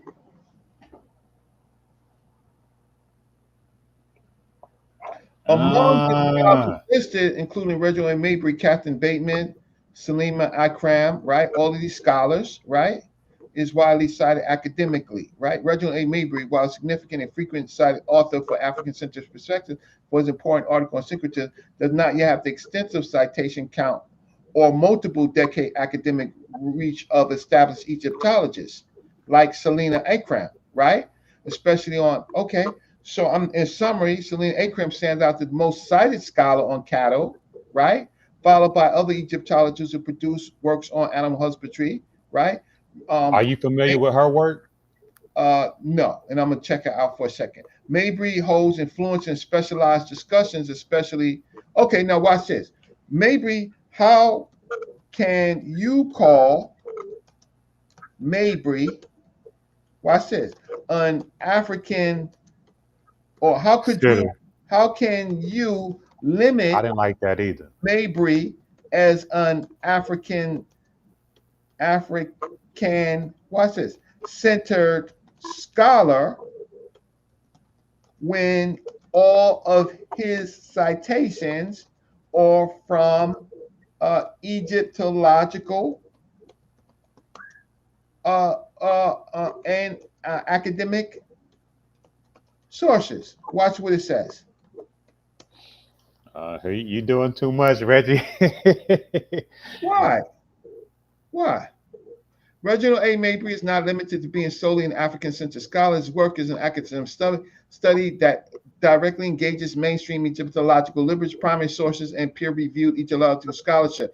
In his article on Kemet, Mabry explicitly cites and builds upon the work of established Egyptologists, references primary texts such as the Pyramid Text, Westcar Papyrus, and critically evaluates arguments from authorities like Diop, Theophilus Benga, Gardner, Miriam Litcham, and Richard Gordon. Mabry's arguments champion an African-centered methodological perspective, right?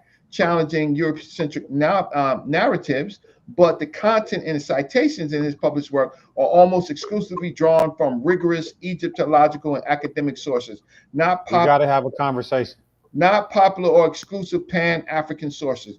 He synthesizes both studies and conventional Egyptologists, using the latter as his primary evidentiary base, describing Mabry as solely African-centered, can thus understate the academic and Egyptological foundation of his citations and research. His work sits at the intersection of Africana intellectual history and the technical Egyptological philology, uniquely blending both.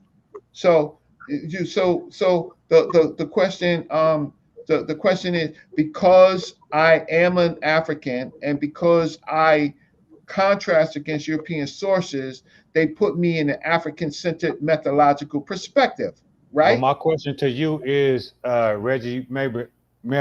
I don't know if I'm saying that right, It's all right, it's but Irish. It's Irish. do you consider yourself as an African-centric scholar or African-centric? I'm African. I consider myself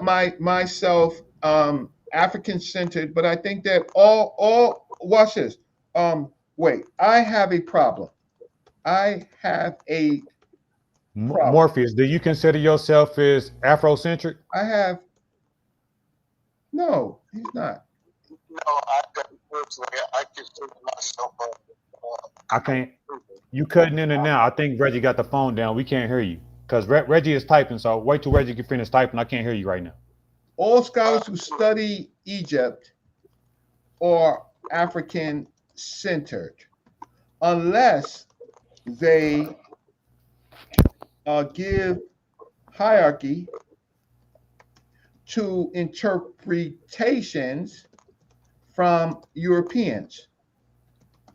So, thus, Mabry is no different. And where is Mabry? Watch this. Where's Mabry, right? Rebutting European authors in his article? Or you making that up?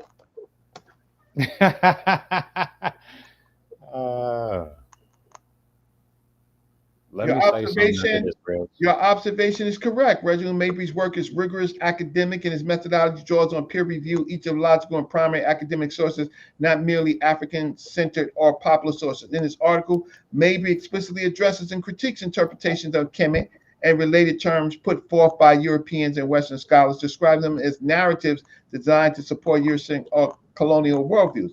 He situates his approach, syncretism, against what he characterizes as the European tradition, advocating instead for African scholars to speak with their own intellectual agency and integrity. Maybe does actively rebut European interpretations through the article. He challenged the Black Land, right? He discusses the legacy of the Cairo Symposium. He critiques what he views as misleading translations. He addresses specifically the arguments of European scholars such as Gardner and debates over translations of Kemetiu. Wait, what's it? Oh, what's this? Yeah, yeah, yeah, yeah, yeah, yeah. Reggie, you But can't be getting is offended by what AI is saying, man. It don't but know no better, man. but is Mabry wrong?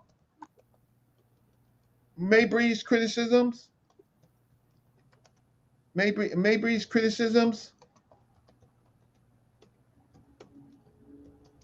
I mean, it's criticism. trained on Eurocentric, you know what I'm saying, Right, but perspective. that's what I'm saying, right? Right. Um, did Plutarch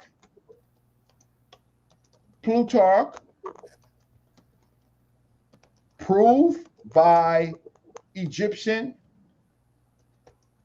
text that it meant the Black Land?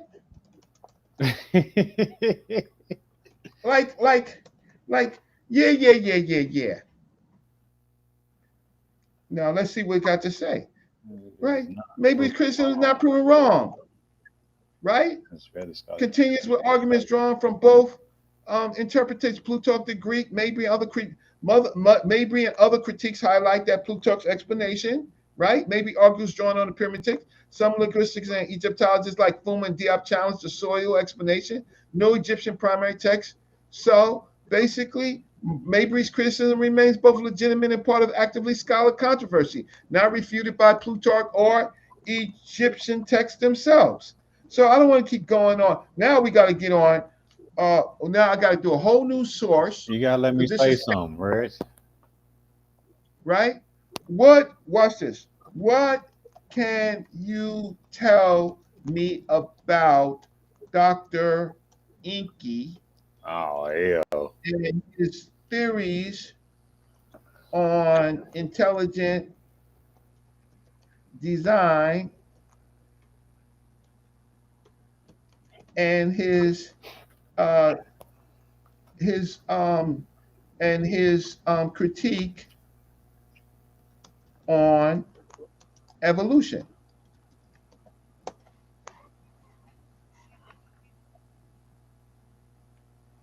Enqi is a well-known figure in the holistic and naturopathic wellness community, often described as an ordained minister, master herbalist, personal trainer, naturopathic doctor, and author. He is especially recognizes for his theories on the nature of the soul and overall wellness, right?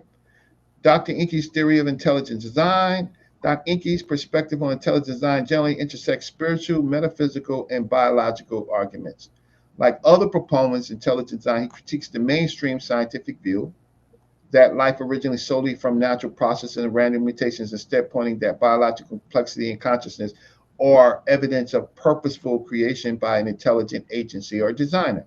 His formulation often mix references to ancient African science, metaphysics, and holistic health, emphasizing concepts like the soul, energy, and the spiritual dimensions of mind.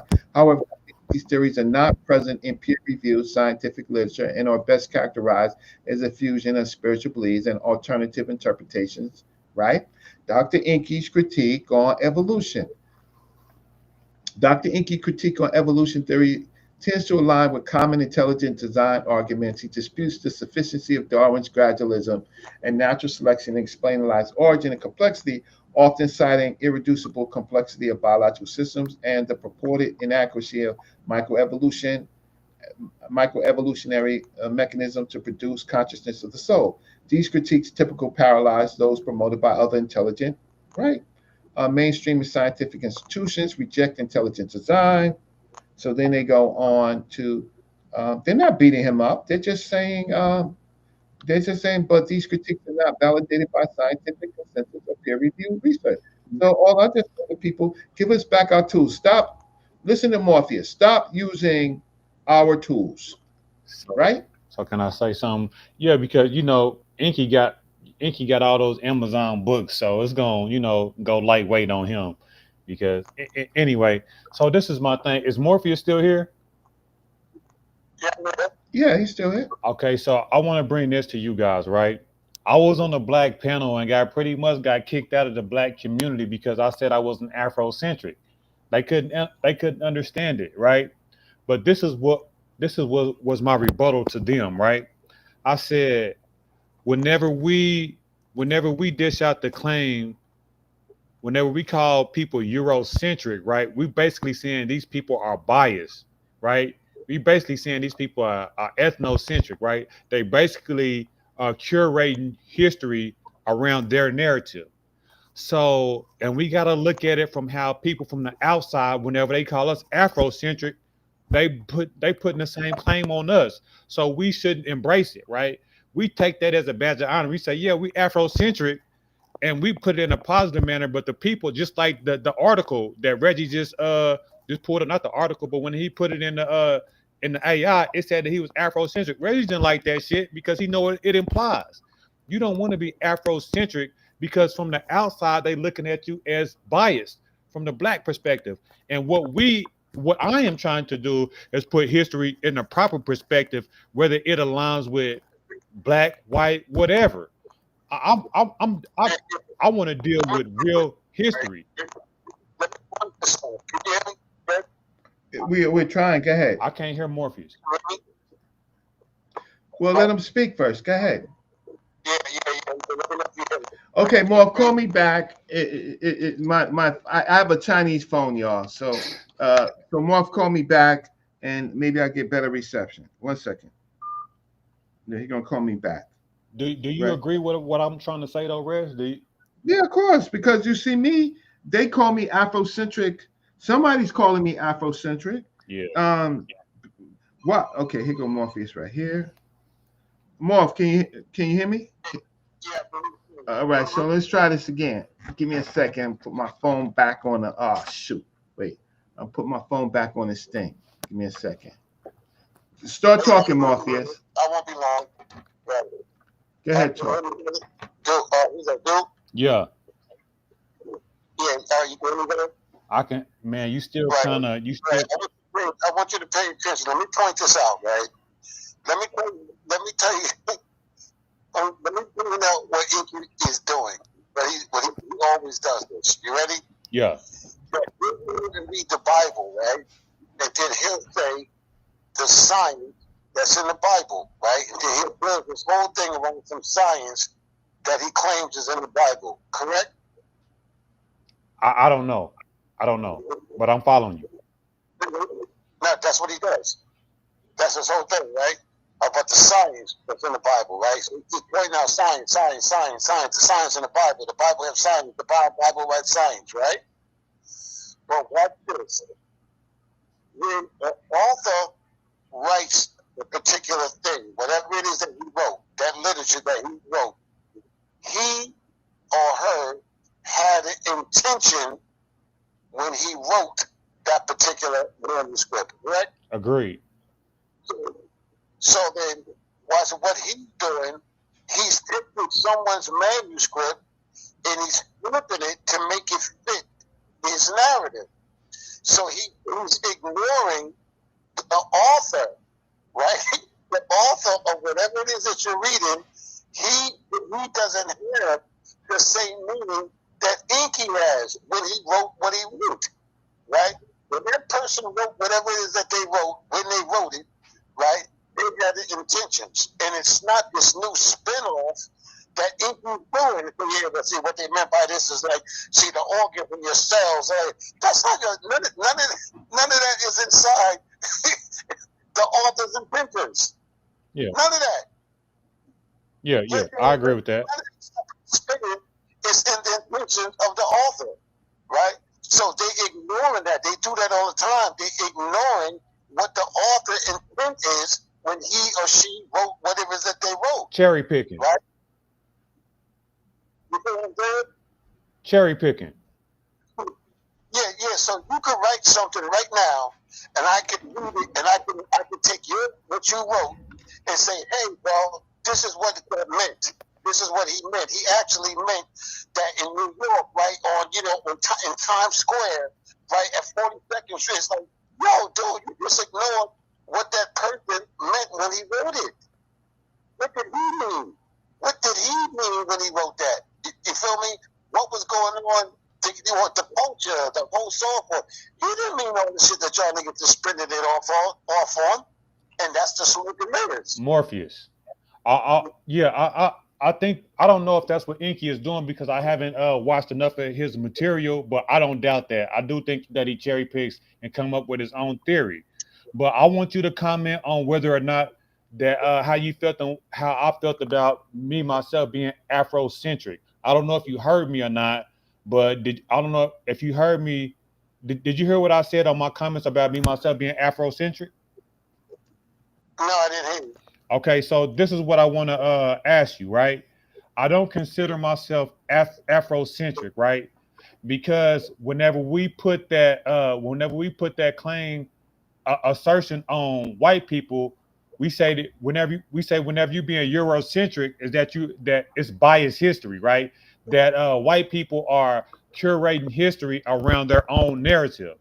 So whenever black people say that we are Afrocentric, from the outside perspective, they are saying we are biased too. But we don't look at it like that. We look at Afrocentrism as being, something that's positive, right? And we think that we being positive. But me myself, I'm not Afrocentric. I consider myself putting history in a proper perspective, right? Even if it's against Africans, even if it's against African Americans, I'm gonna say what's real, what's true, right? Afrocentrism from the outside perspective is, black people are Africans being biased towards history.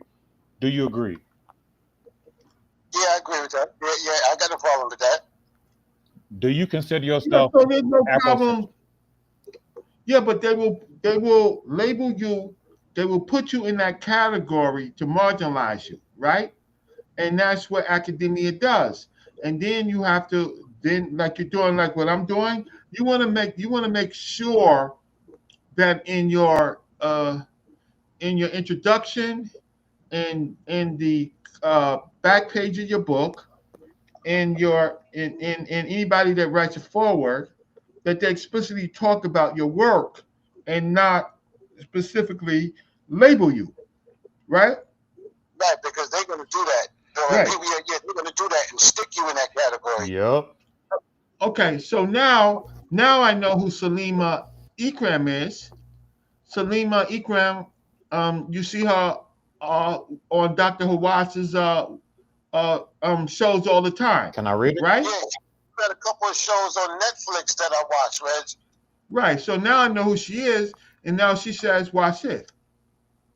Her expertise on animals in ancient Egypt, including the roles of sacred cattle, such as the Apis bull, their cult, religious, and economic impact. However, she does not directly focus on the philological debate over the term Kemet, or specifically align her analysis to the meaning or translation of Kemet itself in relation to cattle, right?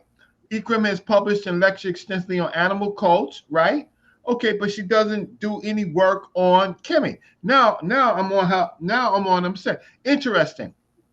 No, this Interesting. this is good, Reg. This can expand your work. Interesting. Yeah, so she's on the radar now, Right. Interestingly, Yeah, this is right? good. Right. Okay. So in summary, Ikram is a leading expert on Egyptian cattle and animal cults, but does not address or frame her research around specific debate on Kemet's translation or its putative relationship to cattle, as Mabry does. Okay, so you're not in my area. So now, interestingly, right, the Apis bull, the men wear bull, and the Bacchus bull, say Bacchus, bull, have inscriptions, inscriptions that say they are the black ones, right? How could Ikram not deal with this? And the black ones are Kemet.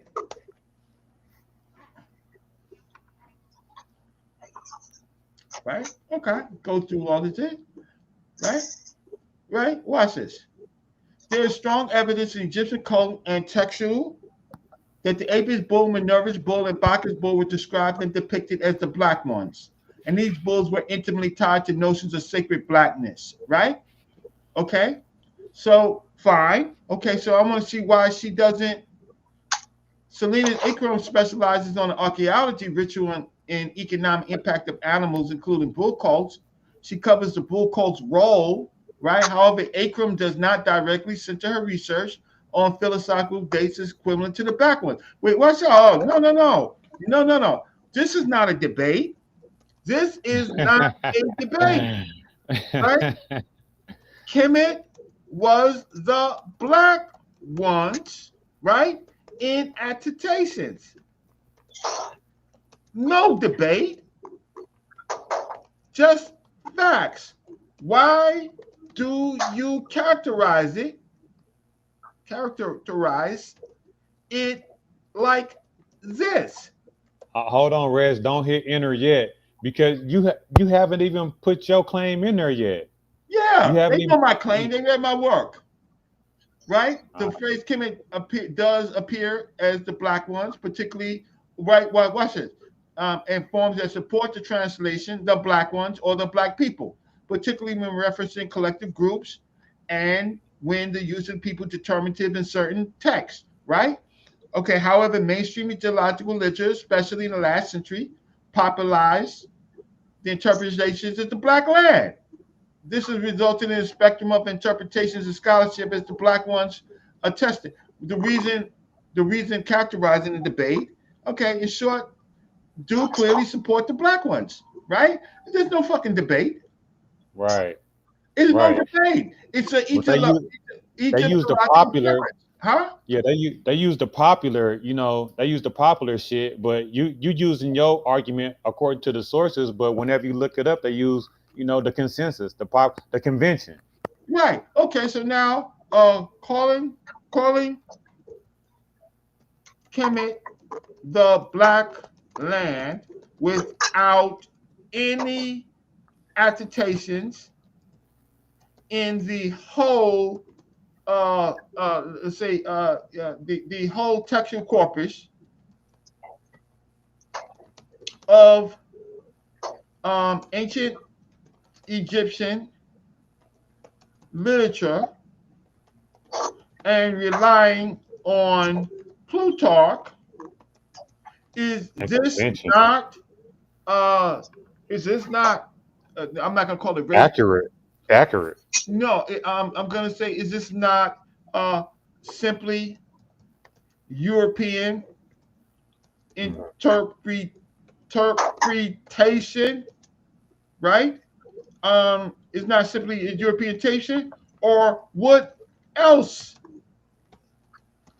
is it? Right? It seems to be hegemony over European scholars from a colonial time. And yes, I could type. And I could right? So it says, describing Kemet as the black land without direct attestations in the authentic corpus of ancient Egypt and assigning privileging interpretation from later sources does indeed reflect the European scholarly tradition that became prevalent during the colonial and post-colonial Egyptology. This perspective often imposed meanings that fit contemporary European assumptions about race, land, and culture, right?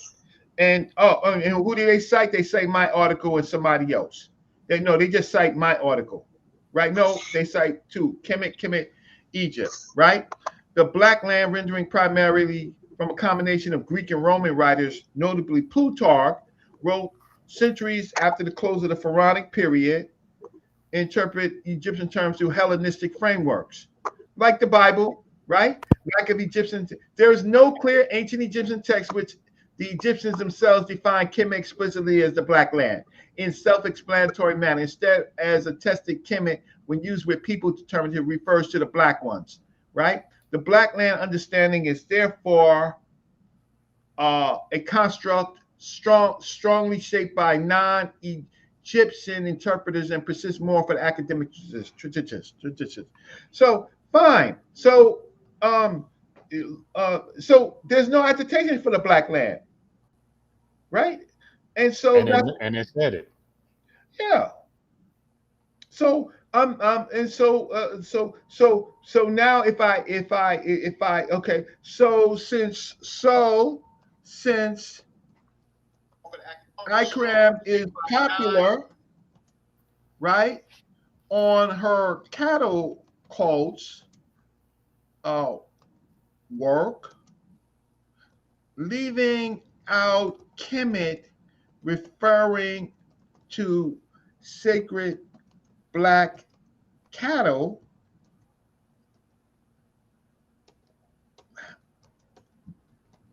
is a concern to me. Seems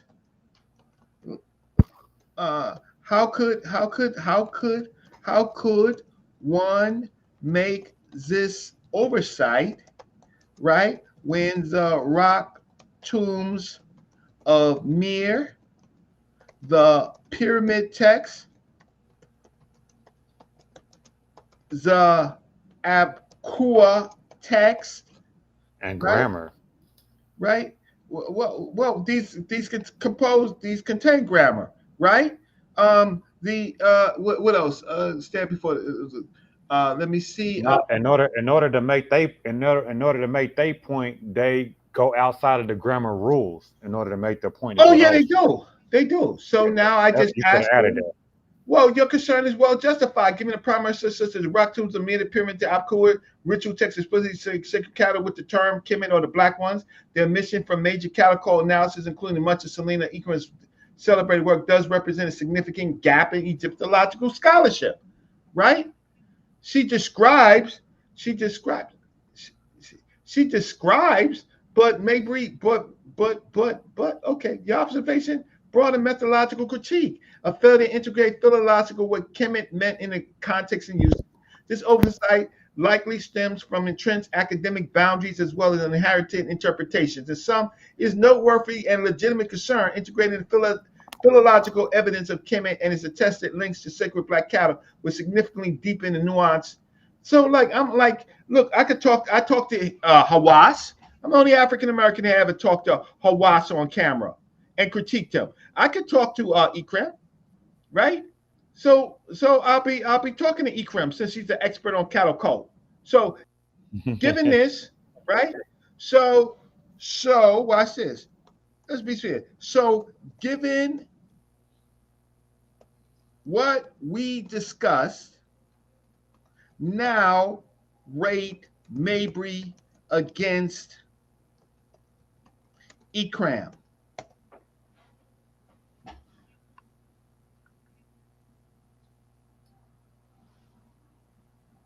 Okay. All right, that's fine. This motherfucker, right. I hate how AI be trying to ride the fence like that. Yeah, she's on your radar. Yeah. So let's see. So now Mabry excels with the core question of what Kemet is. Ikram is unmatched for detailed understand how cults function, right? Mabry should be valued for bridging textual ritual, right? Their work complements each other. Okay, that's the best credit you can give to somebody who y'all think is I'm a YouTuber. I'm not an effing YouTuber. I'm not an effing YouTuber. I'm on YouTube, but I'm not an effing YouTuber. Yeah. Like I breathe different air. I mean, So it's yeah, it's programmed with Eurocentrism. You know what I'm saying? So its knowledge is based on Eurocentric views. So no, it's going to go with the scholarly consensus, even though you had it say that your work is based on primary and its work is based. And their work is based on tradition and convention. But it still is not giving you the credit that your work is more valid. It said that no one's work, neither work is more better than right, the other, which is right, but bullshit. that's okay. That's I bullshit. just wanted to. Okay, now wait, watch it. List all peep members in the I want to say something, then I so-called got to get out of here once we conscious, get done with this. I got work. conscious community, so-called conscious community in the so-called conscious community on YouTube. So let's see the list. Let's see the list. The so-called conscious community. Brother They mess Polite, Sinetta, right? Young I'm up at Pharaoh, the top. Magic, Red Pill, Blue Pill, Professor Griff, Kaba, Umar, Queen of Fua, right? Okay, let's look at the list. KT Hines, Broader Consciousness Collective, community names. All right.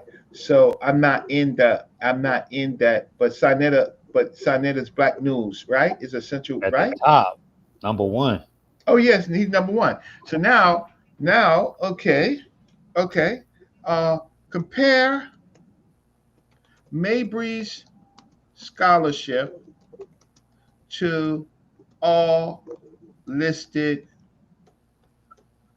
members in the conscious community. Let's see.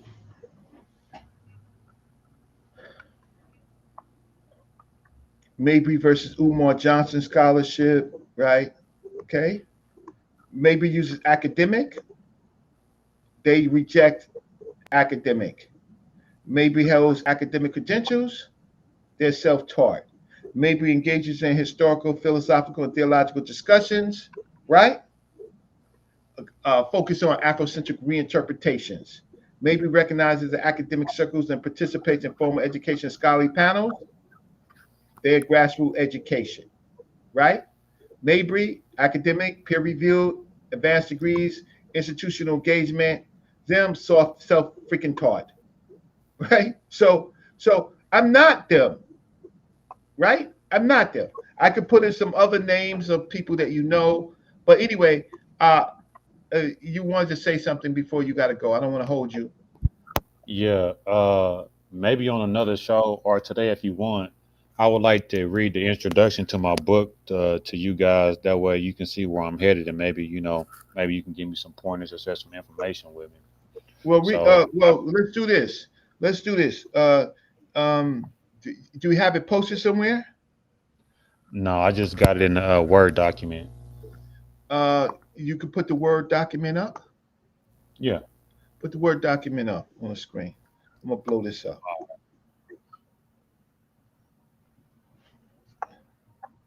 So don't let people fake you out, right? There's no comparison to me and them, right? Okay, so let's see if I can blow this up. Okay, let me see your abstract. Uh, I I want to give you my premise and my introduction, if that's okay. Where's your abstract? I don't. I'm writing it. I don't have it. It's not finished. So All right, so do me a favor. Okay, so let me see it all. For example, go. Don't get premise. Go higher than premise, so I can get more in this. And if you could blow this up, you can enlarge it. yeah, Can you maximize it? yeah. Platonic thought. Okay. All right. Go ahead. Come on. So Okay. okay. So this is the premise. Hierarchy, especially in its modern form, is not natural to human condition, but a social invention. It was constructed and refined by elites through deliberate propaganda and social engineering, each generation reshaping the illusion to maintain control. Okay. Wait If one we start second. with Don't go. Platonic Don't go. thought, Don't go. Go back down. Go back down. Right. Go back down. Go to the right. Go a little higher than premise, because so I could capture this. So give me a second. I want to capture this. No, go higher. Go to where it says hierarchy. That's the only thing I want to see on screen. I can't go any higher. It's at the very top. Okay. Can you send it to me on Gmail? Sure. Okay. So I'm gonna put my Gmail account in the thing. 1 second. Okay. And Gmail. Okay. So let's my okay. So my Gmail is Reggie R-E-G. I got your Gmail already. You sent me the Kemet in science when they like comparing like remember Yeah. you sent me the I got your email. So send it to me. Send it to me. All right. And I'll tell you what AI thinks. Okay. First thing you should do is okay. So this is if you see the title, this is my second draft, and I've been having AI edit. I can go to my first draft to where I wrote everything. Just send it to me. Just send it to me. Come on. Just send it. Right now? Yeah, send it to me right now. All right. I'm gonna send it. You're the one who gotta go. Right. I got work in the morning, man. Shit, I'm finna send it to you right now. Let's see what AI say. Let's see.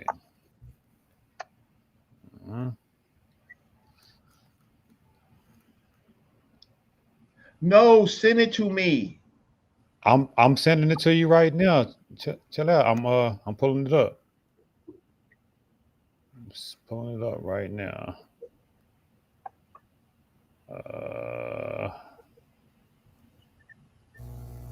Let's see. Whatever AI you got, cancel it. All right, we'll see.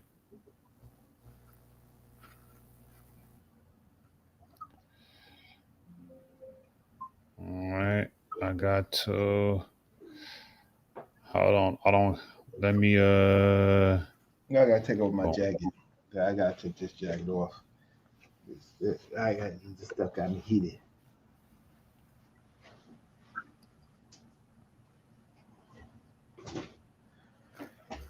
Morph, you still there?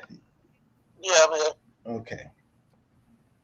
Yeah, so they got me in some damn label, right? And then they compare me to throw out Ekram, and Ekram she can't even mention Kemet with the cattle, right? Like Ekram, like we could sit on a panel and talk, but please, they just promoted people for no goddamn reason whatsoever.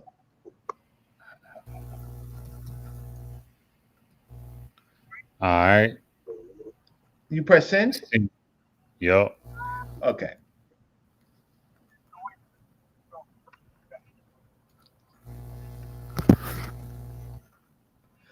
Somebody did send me a Cash App. Let me just see who did. I appreciate the one Cash App I got, because y'all don't value me. So, but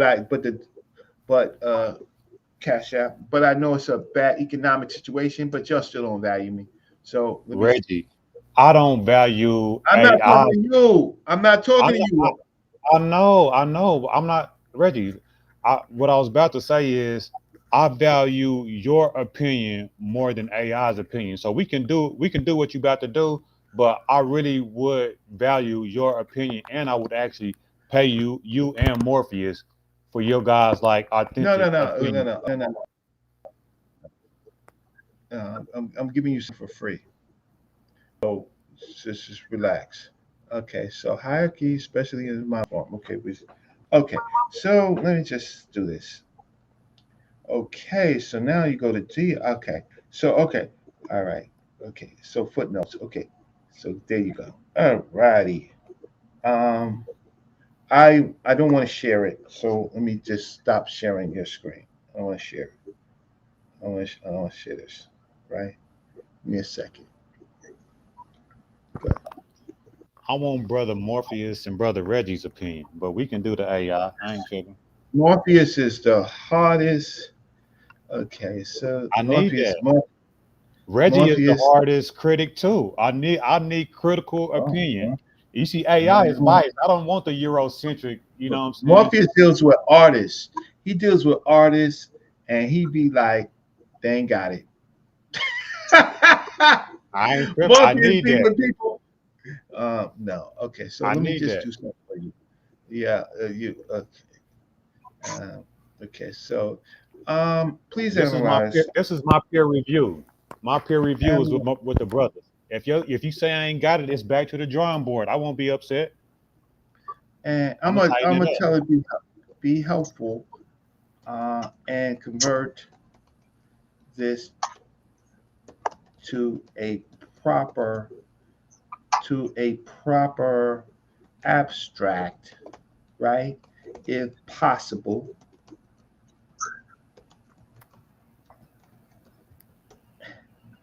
and strict. Uh, okay, 1 second. Oh, okay. I didn't include it. Uh, I just all right. Okay, so here it goes. Okay, so let Put it me on the just see screen. what. No, I ain't gonna put it on the screen yet, bro. I don't. You know, I want to make sure. I want to make sure it doesn't say nothing nasty. Huh? I can take it. No, no. In this world, right?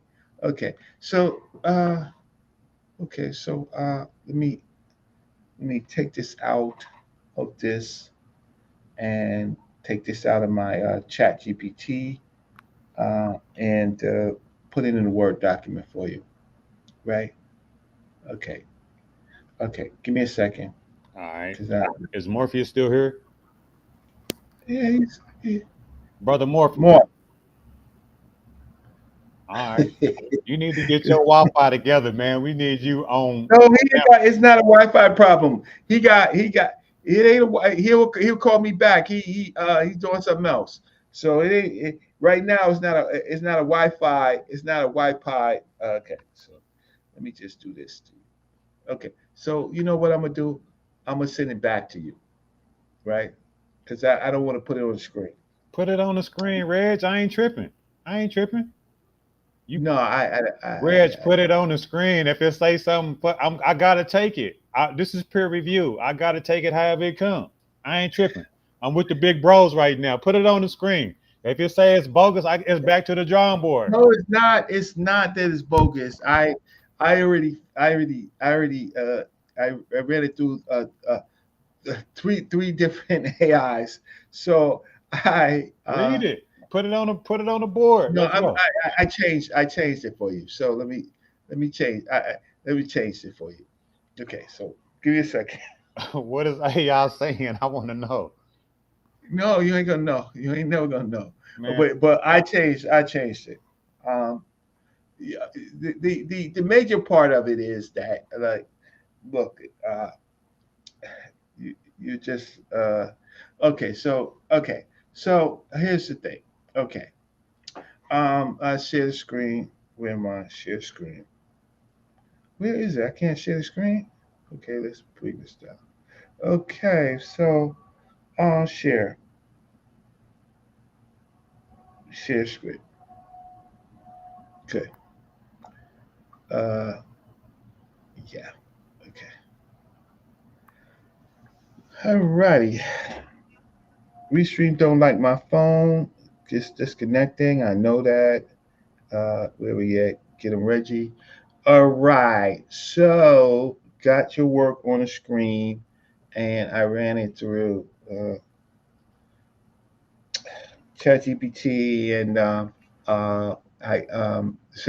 there's Grok, ChatGPT, and another one. So now I reframed it to say this book challenges the foundational assumption that hierarchy is a natural and inevitable feature of human society, posting instead that social stratification is a historical construction engineered by elites through deliberate ideological means. Tracing the genealogy of this idea from Plato's concept of the noble lie. Okay, this Francis. The research contends that Western civilization's core institutions, including philosophy, theology, and science, have each perpetuated hierarchical control through evolving narratives that justify inequality. Plato's philosopher kings provided the archetype for subsequent religious and political authorities, while the scientific revolutions of Darwinism, evolution, and Mendelian genetics serve to repackage old hierarchies as natural or objective realities, frequently misappropriating scientific theory to legitimize eugenics and social dominance. Right. So My source.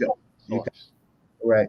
This book methodologically demonstrates how every major paradigm shift has maintained the integrity of top-down power structures despite shifts in language. So this is a reformatting of your abstract. What I the okay. So now what I will do is I will take this out and I will give you the uh, basic problems of this. Right. So let me stop sharing my screen, and I'm not gonna. Uh, how can I say?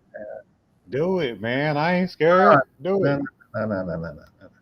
Okay, no, no, no, no. Okay, so now What do you think about the abstract so far? What do you think about the premise, the abstract? it's well. How can I say? Yeah. I made it a little bit more focused so I can get to the points. All right. Please analyze this abstract and let me know the problems, what's provable, and what and your general critiques. And I'll decide if I want to give it to you. Critiques. Critiques, right?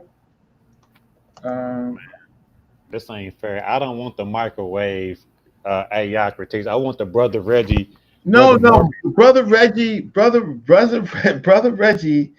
has a methodology in I'm gonna which shoot you some bread. I'm gonna shoot you some you ain't gonna bread, shoot and me you no gonna. bread. You ain't Yes, I don't am. shoot me no bread. I go moot. I don't wait. Okay, so now I'm going to say your strengths and provable elements, historical continuity hierarchy. This argument that persists across different civilizations is well supported. Okay, great. The noble lie concept, Plato's idea for social stratification is well established, right? Misappropriation of scientific ideas, right? This critique aligns with scholarship with Allen and Richards. Okay. Role of ideological and propaganda. Correctly identify ideology. Problems and critiques. Overgeneralization, lack of nuances, provability and evidence, deterministic tone or on hierarchy, conceptual clarity, source diversity. Uh, the critique is, I will give you the summary of critiques, right? I'm not mad at that. I'm not mad at that. That's Okay. fair. Okay. So let me just so if that's fair, what I do is I'll just send it to you personally. Okay? Is that fair? Yeah, that's fair. Okay. I mean, Because man, Reggie, I can listen. I can take critiques. You know what I'm saying? I'm people not can't mad at AI. people can't protect people can't take critiques in this community. First of all, most people can't freaking write. So it's horrible for me to deal with somebody who can't even write, right? Who messes up word order and grammar and uh yeah, yeah. So it's real hard for me to tell a person you write on an 11th grade level, right? You're not gonna like that. You're not gonna like that. But I okay. So now let me go to Gmail and send it to you, Uh, and then you could go to sleep. so Ready? let me say this though, Reg. I would take, you know what I'm saying? I would take the critique. I want the constructive criticism, and I would take if you said that I wrote on an 11th grade level, right? As far as like grammar and structure is concerned, but as the the better point that I would like really value from you is if I'm on the right track or not. You know what I'm saying? Like I can get my grammar and structure together, that's nothing. But I need to know if if the intent, if the direction, if the substance of my stuff is on the right track. And I know you have a lot of I'm busy. historical. I'm busy. I'm busy. That's I'm why I'm busy. gonna pay you. I'm gonna pay you. No, pay, no, you can't. See. That's the thing. That's the thing about it. Is, first of all, I'm busy, so my time is my time, right? And second of all, I got Because my you own. writing too, but I'm trying to get some peer review from my brothers who I value before I You put out find my book, you and I can't even pay you to do that. No, you can't. You can't listen. I'm gonna tell you. I'm gonna tell you this, right? And these are things that people don't like, right? Um, One, it has to be in my subject area, right? Two, I have to have the time, and three, I have to have the interest, right? So what I'm I feel doing for that. you is I'm giving you strengths. I'm analyzing, giving you the strengths and weaknesses of your paper. So I reformatted the abstract for you, right? And let me just send that, reformatted the abstract for you. Don't ever put out a paper with your intent. Just you put out a daggone abstract, right? Okay? Is that fair? Right? Is No, that fair? it's not fair. Let me respond to what you said. You know why it's not fair, Reggie? Because the same reason why you didn't think AI did you fair whenever you put your information in and asked it about your information and the answer that AI came with. So I don't want AI. I want Reggie and I want Morpheus No, because it did but you don't it understand did my process. hold on, Reggie, hold No, you on. can't The argue with me. AI You can't argue I'm with not me, sir. arguing with you. You asked me if it was fair, and I'm trying to answer your question. I'm not arguing with you, but you didn't think that AI did you fair. No, it's not that I didn't think the AI did me fair on a particular point. I knew what the how to situate AI, right? So I thought AI was fair. I just wanted to show that there's It nuances. said that you was Afrocentric. Yeah, but that's so that I knew I was going to say that. But that's not fair though because Reggie is not Afrocentric. And then I made it show that it's not Afrocentric. If I was Afrocentric, they'd say, "No, stop lying, nigga. You Afrocentric." But but I already know I'm not Afrocentric. Someone made a critique and called me Afrocentric, and But that's from the some of point my that I'm other work. making. I don't. That's why I don't value AI. That's why I need Reggie and Morpheus. That's the point that I'm You making. But better fine. value. Let me tell you, in universities right now, first of all, they run all papers through AI for plagiarism. Second of all, they will give you recommendations for a better paper, right? You better use these tools. You better use the Yeah. tools because I use the tool. I use the tools on my paper just to make No. sure. Anyway, No. I agree. I agree with that. But I'm just man, Dick saying O'Malley, for what's going on, man? for an Let me analysis, send you I the want instructions. Reggie and Morpheus. That's all. But it's all Uh, good. I got to get up out of here. yeah, okay. I sent you the critiques. You start there. Listen, I have two books that I have not finished. Um, it's hard. Writing is painful. Writing takes your blood. Writing is painful. So listen, I mean, and I had listen for my work on what do you call it? My journal article. I had a PhD in another person. Right. It cost me a whole lot of money that I did not want to spend. Right, to go over my work because it wasn't their interest. And if they say they're gonna charge me, they're gonna charge me. They charge me like a god daggone lawyer, but I appreciate them, right? And, and can I say this, Reggie? I've been writing this for over a year, and I have been reading. That's why I haven't been doing no presentation. So this is not nothing that is just fly by night. I'm working hard on this, and I value your your knowledge. You know what I'm saying? I know that as far as just like Greek history compared with like African history, you can bring me some value. But if you don't want to do it, that's fair. I don't know where Morpheus's knowledge is in that area, but I want to See, be fair with you you. can't. First of all, you can't. Due diligence. We'll talk later. It's All not right. due diligence. It's one thing is it may not be my area, right? Right. So sometimes you want a person in the area, right? In the area. I How agree. what I will do is I will run it through when I don't know something, I run it through tools, right? I I run it feel through that. tools. What I did was I spent some time and I ran your paper through the tools to make sure it's a proper abstract. So at least we know what you're trying to improve, right? Then I sent you what the strengths are, what you can prove, right? and two, right, what they say is problematic, not necessarily because of what you're trying to prove, is because of the complexity of it, the I accept complexity of what you're trying to prove, right? I Right. accept it.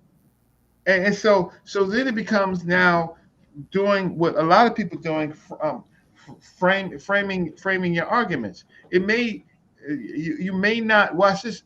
You you may not be able. The, the other thing is your literature review, right? So your literature review, you're going to have to suggest to it, right? What is a literature review? What are the best authors on the subject? And what did they say, right?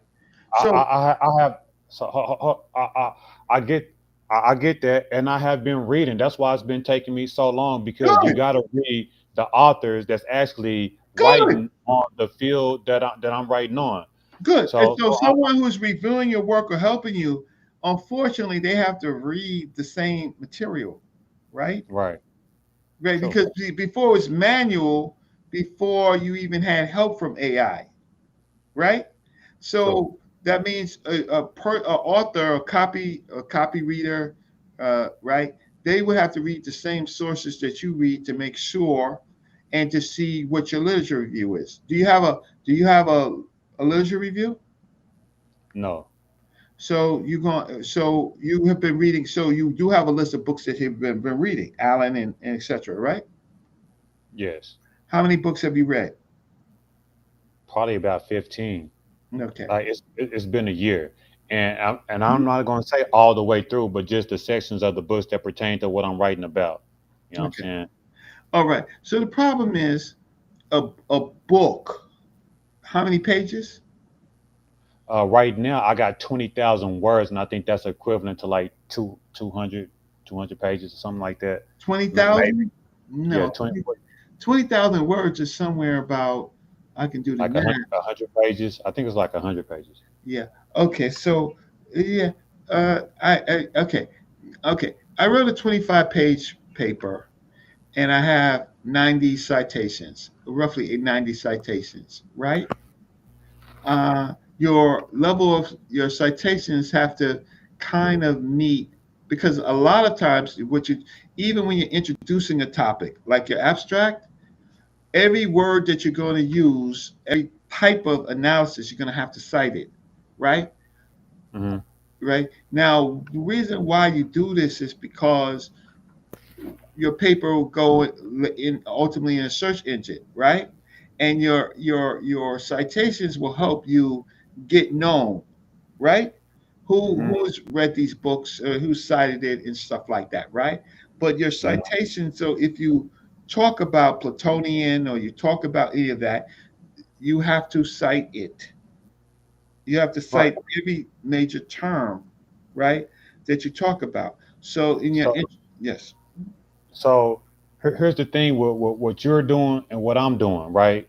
It goes against the general consensus, right? So whenever you cite, you're using people's facts, right, and coming up with a different narrative. So it's kind of hard, right?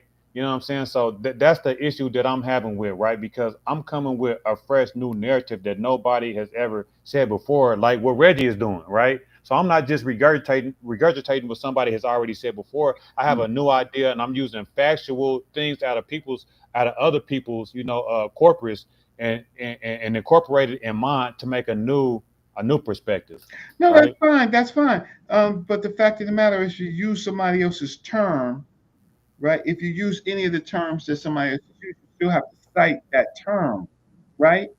And then you have to uh, hybrid it or critique it, and yeah, but that doesn't disturb proper citations, even if you agree or disagree with the term or you want to extend it. Agreed. Okay, you have to you Thank you. yeah. So you have to. So the thing about it is so that the reader knows that you okay. Uh, you want to extend a person's methodology, right?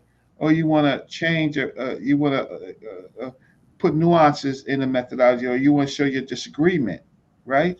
With Mhm. yeah. So anyway, you got to go to work. I don't, but I got a bunch of stuff to do. But Peace. yeah, okay. So hey, due diligence. Hey man, you my brother, man. I'm just saying that writing is fucking painful. It's like being crucified. It is. And then It I got is. to deal with stupid pseudos who want to argue with me, who never worked in the research center, never worked with professors. I've worked with them almost all my adult life. And I got to argue with these crazy YouTubers that take tinctures for stimulants and stuff like that. So, and they think I'm their age. I'm not their age. I might look like their beat up selves, but I'm 60 years old, right? I'm not your age, not yours, but their age. They're children to me, right? Like my ex-wife is a PhD. My son is in a PhD program. I've helped people in programs, right? Like, like I really have helped people. They don't help people. They take their Right. money and anyway. So hey, thanks for chiming in. I'm sorry I moved away, but it's all part of the process.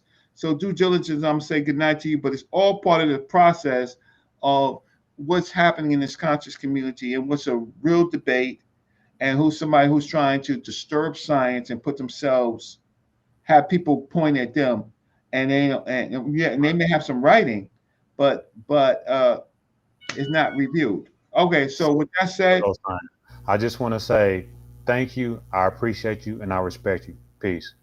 peace. I respect you too.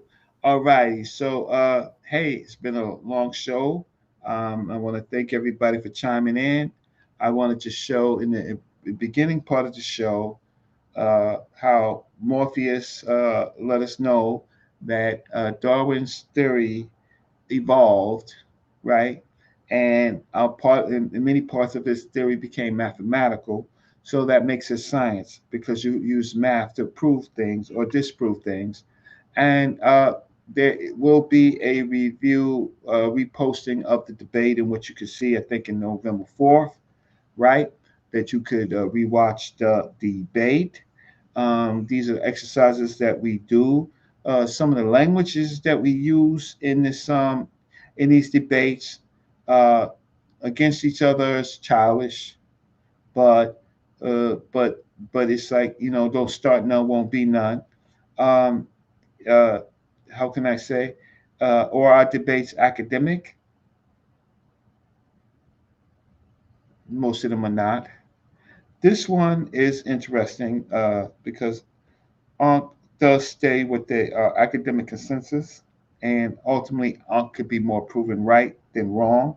I think, in my belief, Enki created flagrant fouls lying on the African language, right? Saying that they was dealing with sperms and microscopes, blueprints, but we never seen a real microscope, so why would they hide it? They didn't hide the pyramids, right? Well, why do we get into all this metaphysical stuff and all this stuff? This attack, 3 hour attack on Brother Reggie. Why? For simply reading the Meta Nature and saying that it was an actual word. It's not founded. It's not. You just don't do that. You like that's uncivilized. If the columns can be translated, they can be translated. If they don't say what he says it, then why does he have all of these people lying against me?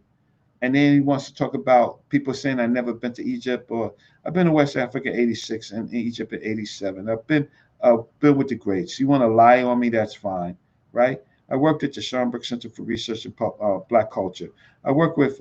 He says I never mentioned Diop. You stupid fool. I worked on his book Civilization of Barbarism with Dr. Clark, with Dr. Jeffrey Shalinga and Gimme, right? To have it converted into English. Like why do people go through great lengths to lie against a person, right? Lie against a person. I was chosen to be part of a research team, right? And so why do you have to do that when you haven't done anything like that, right? Yeah, I don't understand our crabs in the barrel people. I feel sorry. I'm embarrassed by us, right? Like, I mean, you know, if you have original work, and Enki has original work. I don't discredit him for that. I have a problem with him attacking science with scientific tools. with scientific terminology, right? Because I have a problem with that methodology, right? If you believe that man was created from dirt, okay, that's what you need to write about. Don't critique science, because science will say man wasn't directly created from dirt. Don't get mad at me. Well, I know why you're gonna get mad at me, because I'm just one of those people in the community that have some legitimacy, right? Some of you people think you got legitimacy. Nobody knows you. Nobody knows you. Nobody knows you. And I know it's hard to stomach, but I mean, we could just Google you, right? I mean, Google it, and then we can AI you, right? Then we could go to the library. Some of you never been to a museum. Uh, is epistemologist the venerable one? Okay, so what says Reggie Enqi said he'd debate you for free, and you could take the proceeds from Sonata for your value. You don't have to be begging for cash app. How am I begging? I got $10 worth of cash apps. F you. That's not begging for cash app. I've been on the show for 3 hours. I ain't selling no goddamn potions or nothing like that. Enqi will debate me for free? Check this out. I will never debate nobody like Enqi. That's beneath me. No, no, no. I don't debate. I don't need to debate somebody. Debate him on what? The meta-nature that he put up there said it was sperm? Like, that's beneath me. My son will slap me for that. Like you people, I don't have no obligation. I already proved that it was writing, not pictorials. You believe that it's pictorial? That's fine. Begging for cash apps? Listen, check this out. For most of my life, I worked as an engineer. But if I'm on YouTube and I am educating people, that's not begging for cash apps. Because you can learn something from me and it can be validated. Now, Mr. Epistological Lord Freda, Darth Vader, right? Or do me a favor, put your college degree underneath here. Where'd you get your college from? 20 years of work experience. Can you put that down there? 20 years of work experience in your college degree. Can you put that down there? See, I'm not obligated to talk to people like you. If you could put down your articles of your real name, because I know you don't publish on that name, that's not your government name. I can show you 20, 40 articles, right? Yeah, I know you love me, Cedric. And me and you cool, but what I was on team community of skeptics and pseudo killers, and I was uh, doing my work to support y'all. So all that other stuff, what happened is that caused people to deflect. And so when you're on the same side, you're on the same side, right? But I'm getting back to epistemologist, Lord Frater, the venerable one. Your college, your publications, right? Right? Your work experience. Put that down there. Otherwise, don't talk to me. If you want to be Enqi's man and sit here and debate me on Sarnetta's show for free, that ain't got no value for me. That's value for him.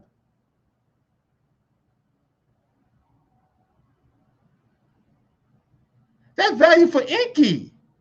That ain't no value for me. I don't debate people like him. Somebody who's going to talk about they were doing open heart surgery in ancient Egypt.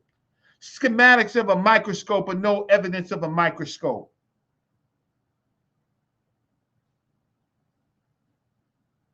Never been to Egypt. Never climbed the pyramids. Never been in the museums. Your people, you're crabs in a basket. You embarrass us as the people. Straight snake oil salesman. And I'm not talking about Enqi. I'm talking about you. the venerable one. I hope at least you are first generation college educated in 2025 in your family. Hopefully, second generation. But in 2025, if you ain't got no college, don't you ever in your life talk to me about debating anything. You failed. You failed your ancestors. You can give me a whole bunch of excuses, but don't keep your excuses. Don't talk to me. I have a degree in science, in computer science, in 1988. Don't talk to me. You think you're the same as me? I work with scholars that people call famous.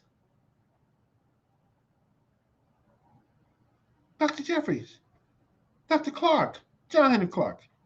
Been to his house, right? He came to my father's funeral, sent me a wedding gift. I read to him when he couldn't see. Dr. Joseph Ben Jochanan, a pal of mine, great elder, but a pal of mine. You could go ask. You could go ask. Dr. Leonard Jeffries, right? My extended father made sure I went to Africa in my 20s. Okay? Like, you want me to get out of my skin and debate somebody that's not even in my area about something, what? Microscopes in Egypt? Open heart surgery?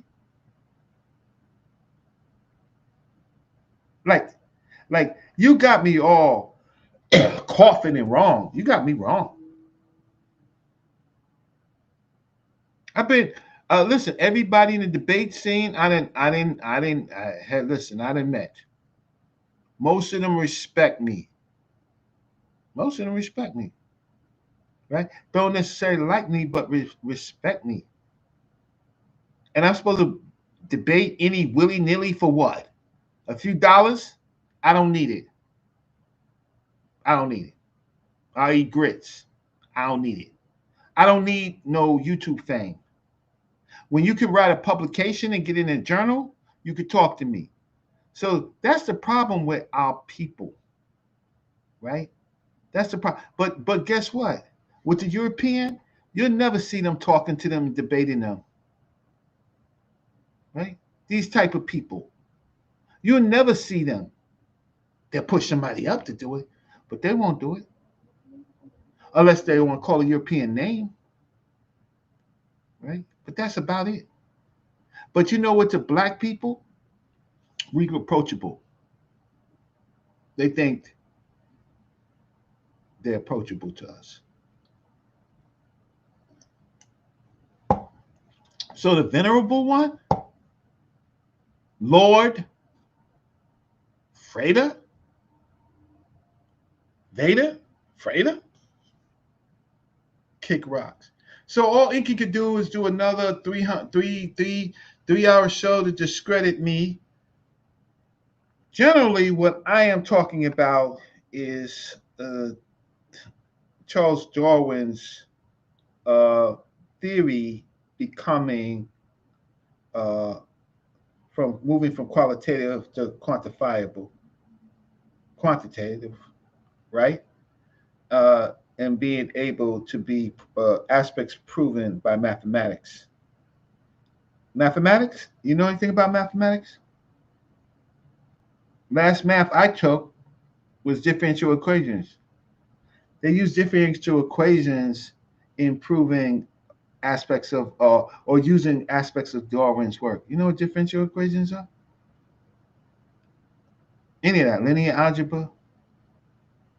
Linear Boolean algebra? Any of that? Any of that? Any statistical models? Anything? You use any of that? You use a microscope? You been in a university lab? Any lab? I know you dissected a frog in high school or junior high school for clicks and for giggles, right? Wrote anything? Like you people, some of you black people, my people, you know, y'all got a real goddamn problem. You hate science. You even hate black scientists. You think you better with no evidence whatsoever. So YouTube is has most 80, 60, 70% of YouTube is disinformation, non-useful. You don't know that, right? Some people try to put usable information on YouTube, but not y'all. So listen, um, that stuff like that gets me hot. I mean, I got certifications in engineering. I had to pass it. I want a few black computer scientists in my time period, right? Uh, yeah, yeah. And I had and then but had a love for Africa, and I have to deal with people like Lord Freda, right? Talking about Enqi debate me for free. I could keep the proceeds. F the proceeds, right? We don't have to be. Listen, personally, I have nothing to do with Enqi, except for when Enqi goes a little bit too far trying to discredit me. And I want him to say something like he says to Cedric, right? About something that I could send a U.S. Marshal to his house, right? And sue him for his bicycle. I want the slander. Keep it. Come on, come on. I want the slander. You see what's going on with slander. I want the defamation. I want that because I got skills in law too. I want that. I want some of you people to go a little bit too far, especially somebody with a house and a car, right? So I can take their children, the little bit of children's education that you're going to give them, I'm going to take that too. So they can say, Daddy, why'd you do that? Right? Teach you something about law. You can look me up in law, by the way. Google my name, my government name. See, some of you people are going to have to learn something. And unfortunately, you're going to have to learn it through court. Right? I mean, anyway. So with that said, I think it's enough. You done got my goddamn blood pressure up talking about begging for cash. Well, how much are you going to get? $10? $10? Some of the people that gave it up. They don't even ask for cash apps because they know people give them squat, right? So they rely on advertisements for clickbaits and giggles, right? So people who do give me cash apps means that they respect me and they can learn from something. But law epistemologist Lord Freda,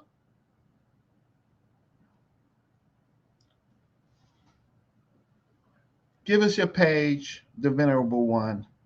Let's see how many people come in to watch what you got to say. See if you've done anything important in your life. Since you want to stab me and talk about begging for cash apps, right?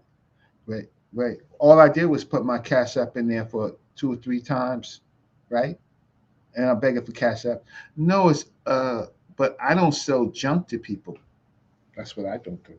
So with that said, messed up my whole show. I'm gonna have to go in and delete all of this stuff. But it's 1:46 in the morning, right? And I got the usual suspect, the usual type. Oh, let me see. Block user on YouTube. Put user timeout on YouTube. Okay, I won't do nothing right now, right? But it's crabs in a barrel. That's why we as a people we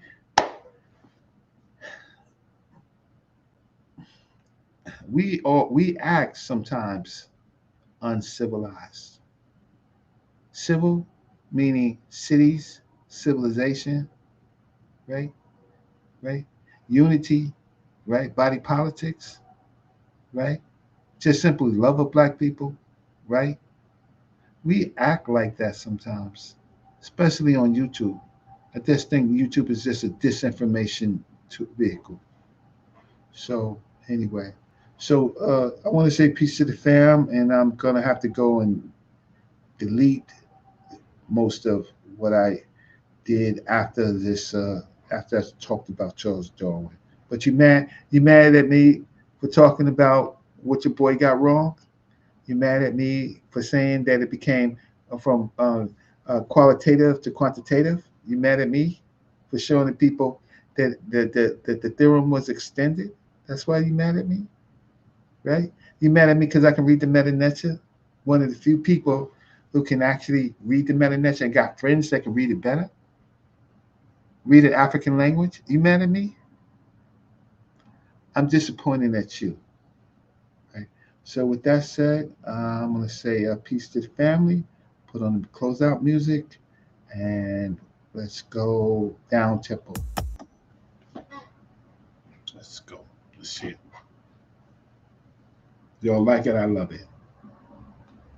It is.